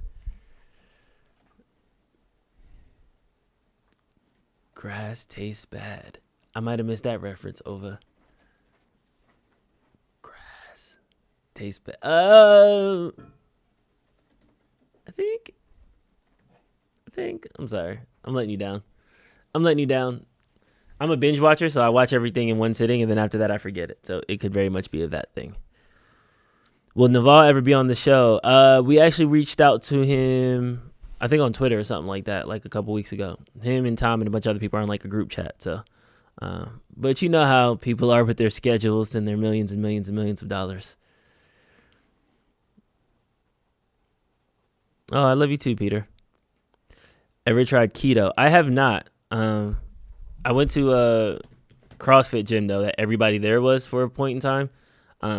So it's like I definitely have tried keto recipes, but I don't necessarily believe in like dieting and like specific like do's and don'ts and things like that. Yeti Chamath is also on that list. You guys are reading my mind right now. Get out of my guest outreach list. We literally just finished our last wave of guests, so now we have a whole outreach plan for the next 3 months. So we should be getting some very exciting names over the next few. And we want to know who you guys want to have, who you want us to have on. Always. Do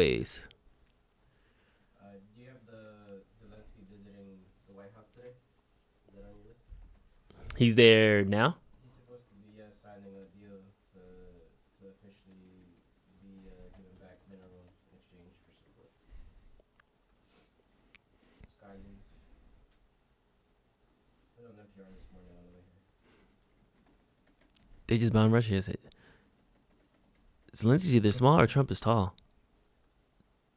Trump is like towering over him in the meet and greet. Trump is tall from what sounds good.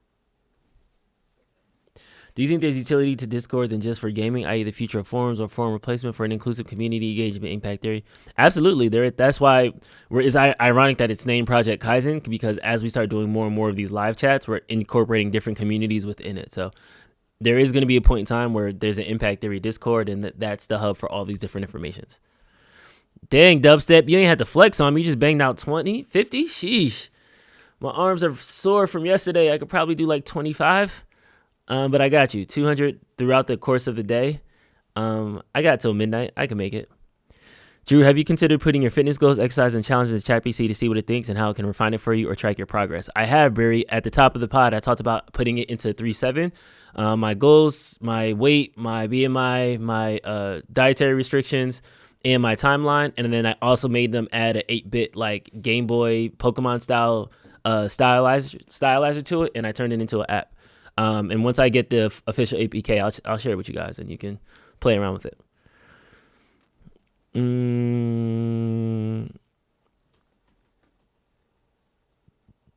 Jason Whitlock from Fox, Selena Meyer, like the sports commentator, or somebody else? Kai Dickens. Let's look up who Kai Dickens is. I don't know that name. Telepathy tapes. Oh, she was on Rogan yesterday. Harvard scientist reveals children's telepathic powers. Wow. She's saying that autistic kids are telepathic? We might have to fact check that one. This is fine. My chat broke.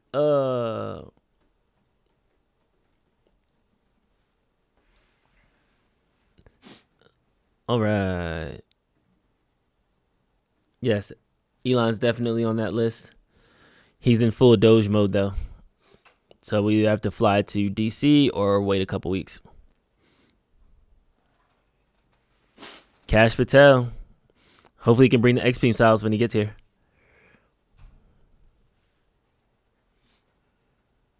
Charles Hopkinson, founder of Cardano.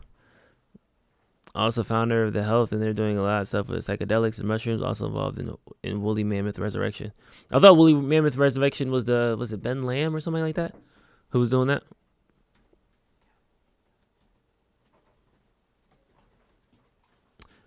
Well said, L. And that's exactly how we went from not having an AI company to having a top 3 AI company.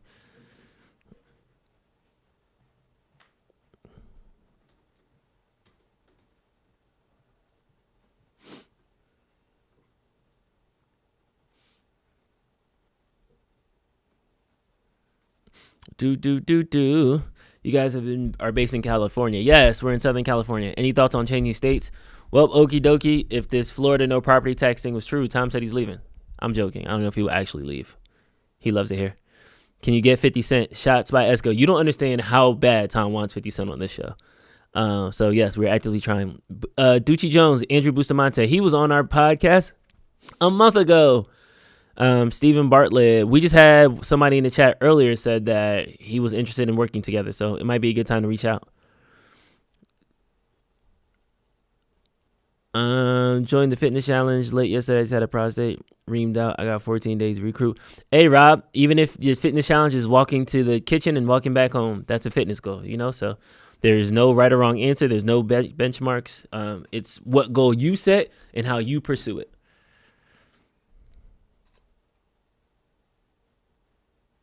Yeah, I agree, Barry. I didn't think Tom was listening at all, just to correct me, but he's locked in, but he's multifaceted. You think Elon can fight? With that much money, you don't need to.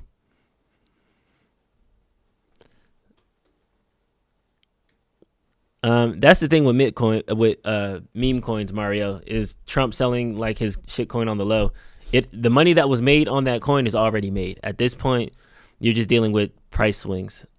Outside of Bitcoin, that's the only sustainable they have backed. It's industry standard. There's actual utility there. Where a lot of these other meme coins, you're buying culture, you're buying trading cards, you're buying collectibles. Panel short series with experts that believe we are in a simulation and why, as well as the opposite. Rate 2, I would love that. Maybe we do have a simulation panel on the up and up. All right, Tom, we're at 8:56. Yeah. Give me till 9:10, and then that's like hard and fast. Got to be recording. Or the episode starts getting shorter and shorter. All right. Guys, I got to start setting up the links and the videos and stuff for that. So I'm going to take a step back from chat for a second. But what I do want to say is that you guys are fantastic. Drew, what do you think about the boycotts today? I'm not spending any money, so I don't. Boycotts. There is a culture boycott happening right now. It's Say called more. It's a blackout boycott. So should we be covering this? Yes. What is it? People shouldn't spend money for economic empowerment. So full stop. No spend money. Eat at home. African Americans or? Yes, it was on the back of the DEI takebacks, and then it just kind of spiraled into DEI takebacks. How Target and a lot of other brands were like, they were for it, and then now with the Trump mandate, they have now taken it back, while Costco and other companies have like doubled down on it. Some people were like, okay, we're gonna boycott Target, and then now it grew into like a full scale, like no buying, no nothing, economic boycott. Huh. Yeah. So I'm interested to see what happens, but I'm not gonna be part of the problem. So I'm sitting on the sideline to see it. Okay, we should cover it because I have interesting questions. Let me get I actually haven't seen it on how's the internet. How's it being referred to? Economic blackout? That's why I need to see it on the internet. I have only been hearing it through like. The faster you can get it to me, the better. So I'd like to include it in the intro.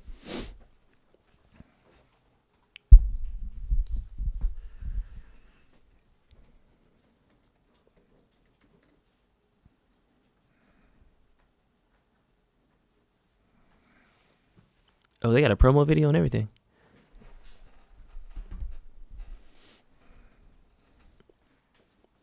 Oh, look at that. Yeah, economic blackout.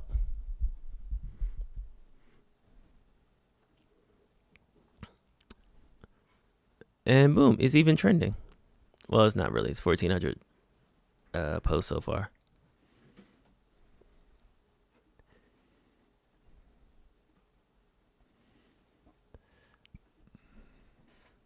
I'm with you, Ducci. That's why I'm supporting the boycott. Selena, you can wait tomorrow. You can wait till tomorrow. Target needs you. You don't need Target. Well, Eric, you're part of the problem.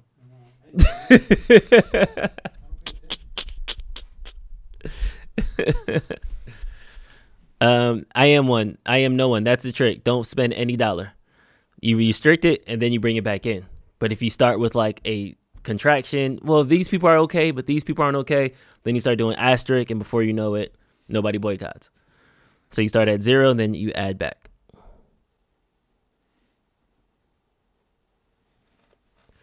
Glove arm, that is $1 million question. How does one get 4.5 million subscribers and avoid audience capture? By being transparent and authenticity and live streams and things like that. And not being tribal in our content, but instead being open and access and engaging. We want to make this a two-way street, not just a one-way street.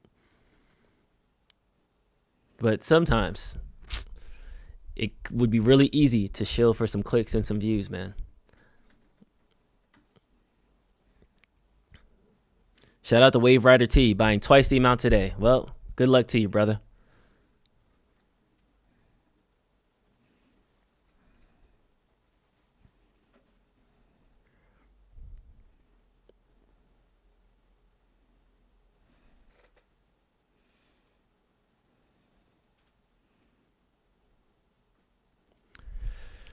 The economic blackout, a 24-hour blackout of all major realtors on February 20, protesting prices and corporate greed, organized by the People's Union USA. That's interesting, Rick, too, because I've seen like 3 different, it's all called economic blackouts, but I've seen 3 different people saying organized by. But it is against protesting prices and corporate greed. Yeah, Mario, Patrick Bet David was on the show last year? 2 years ago. I think it was 2 years ago.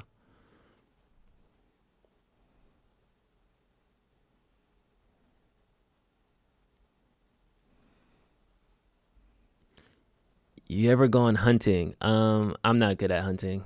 Shots by Esco, but I have gone shooting, and that's how I know I'm not good at hunting. All right, I'm about to take over the share.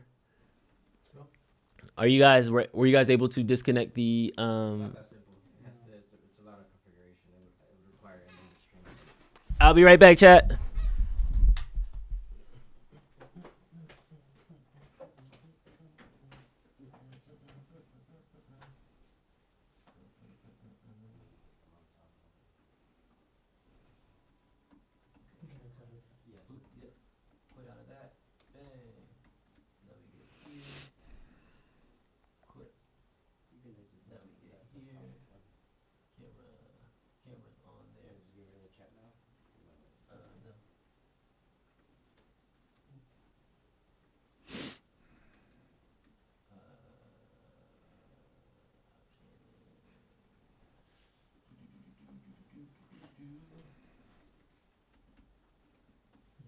Easier to change that because I told you you can just do the 2 button at a time situation. We'll figure it out after. No, there's that thing that says like remote control. Here we go.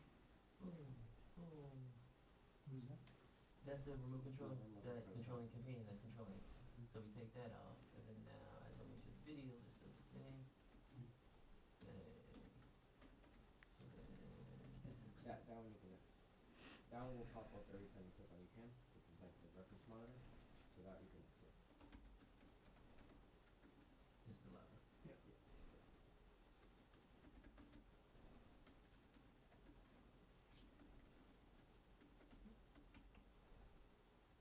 Yeah. That's not good.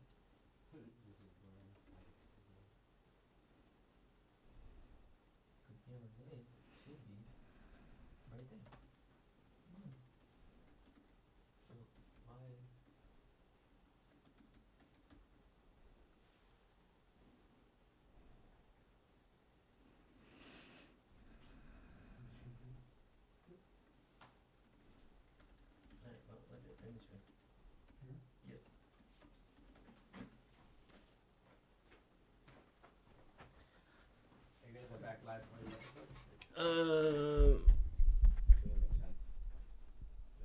It's gonna split it.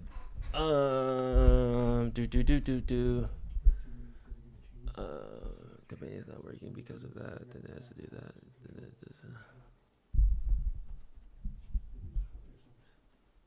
Go to the ATM software and pull it up. ATM software? No, that's the yeah. And then even from there, it's not changing it. Yeah, it changes it there. Yeah, so use the ATM software then. Okay. I'm gonna need the monitor. You're gonna need the monitor for your videos you put up. You just set the monitor for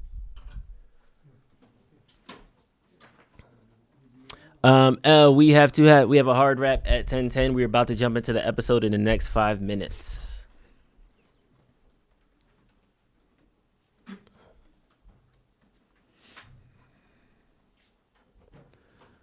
Quantum.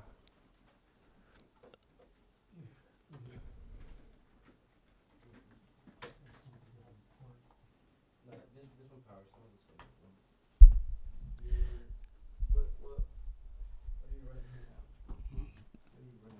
one. Hey guys, I just got a Slack that today is Shay's birthday. So if everybody in the chat could wish Shay a happy birthday. That would be awesome. Shay. Happy birthday. One of the coolest people you will ever know. Ever. In the feed. It's her birthday. Let her know. Happy birthday, Shay.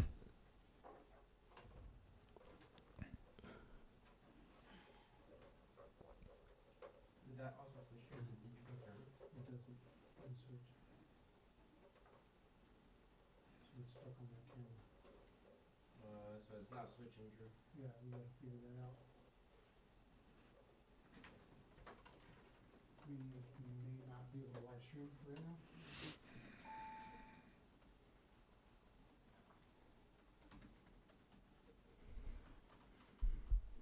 So we gotta go to cameras. If you click on the item switcher software, you see what happens if you click the switcher software. That's what you just did. No, I was pressing this. Like that. The switch is here, but this still do a switch on every time. Yeah. Close that. Vestu, I agree. I definitely think 4.5's timing is not an accident. They're definitely feeling the pressure from Grok 3 and Claude 3.7. So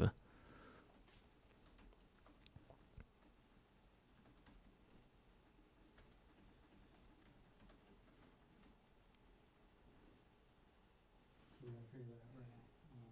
It's a high priority number one. Trying to figure out, it won't be on the item switcher, it'll be on the eCam live, so we may have to just log off and just like that normally. Let's go to video on preferences.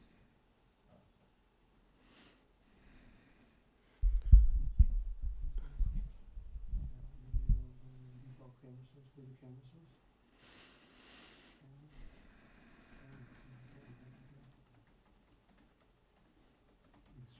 Stream.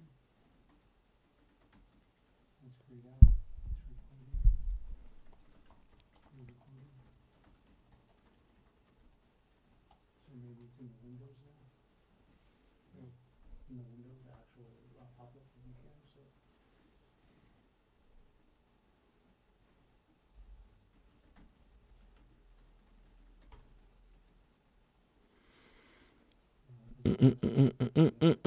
All right, it's game time, y'all. Drew, we're gonna have to quit the live stream, I think, because we're not gonna see the switching. So we have to end stream. I think. You're not gonna be able to see the switching. No, so we have to. Now nothing's working. Yeah, after I think we should have just left it, but. Copy. You have another plus. Add a new. All right, chat. We are about to lock in for this episode. We are going to get started in the next 2 minutes. We are locking in. Tom.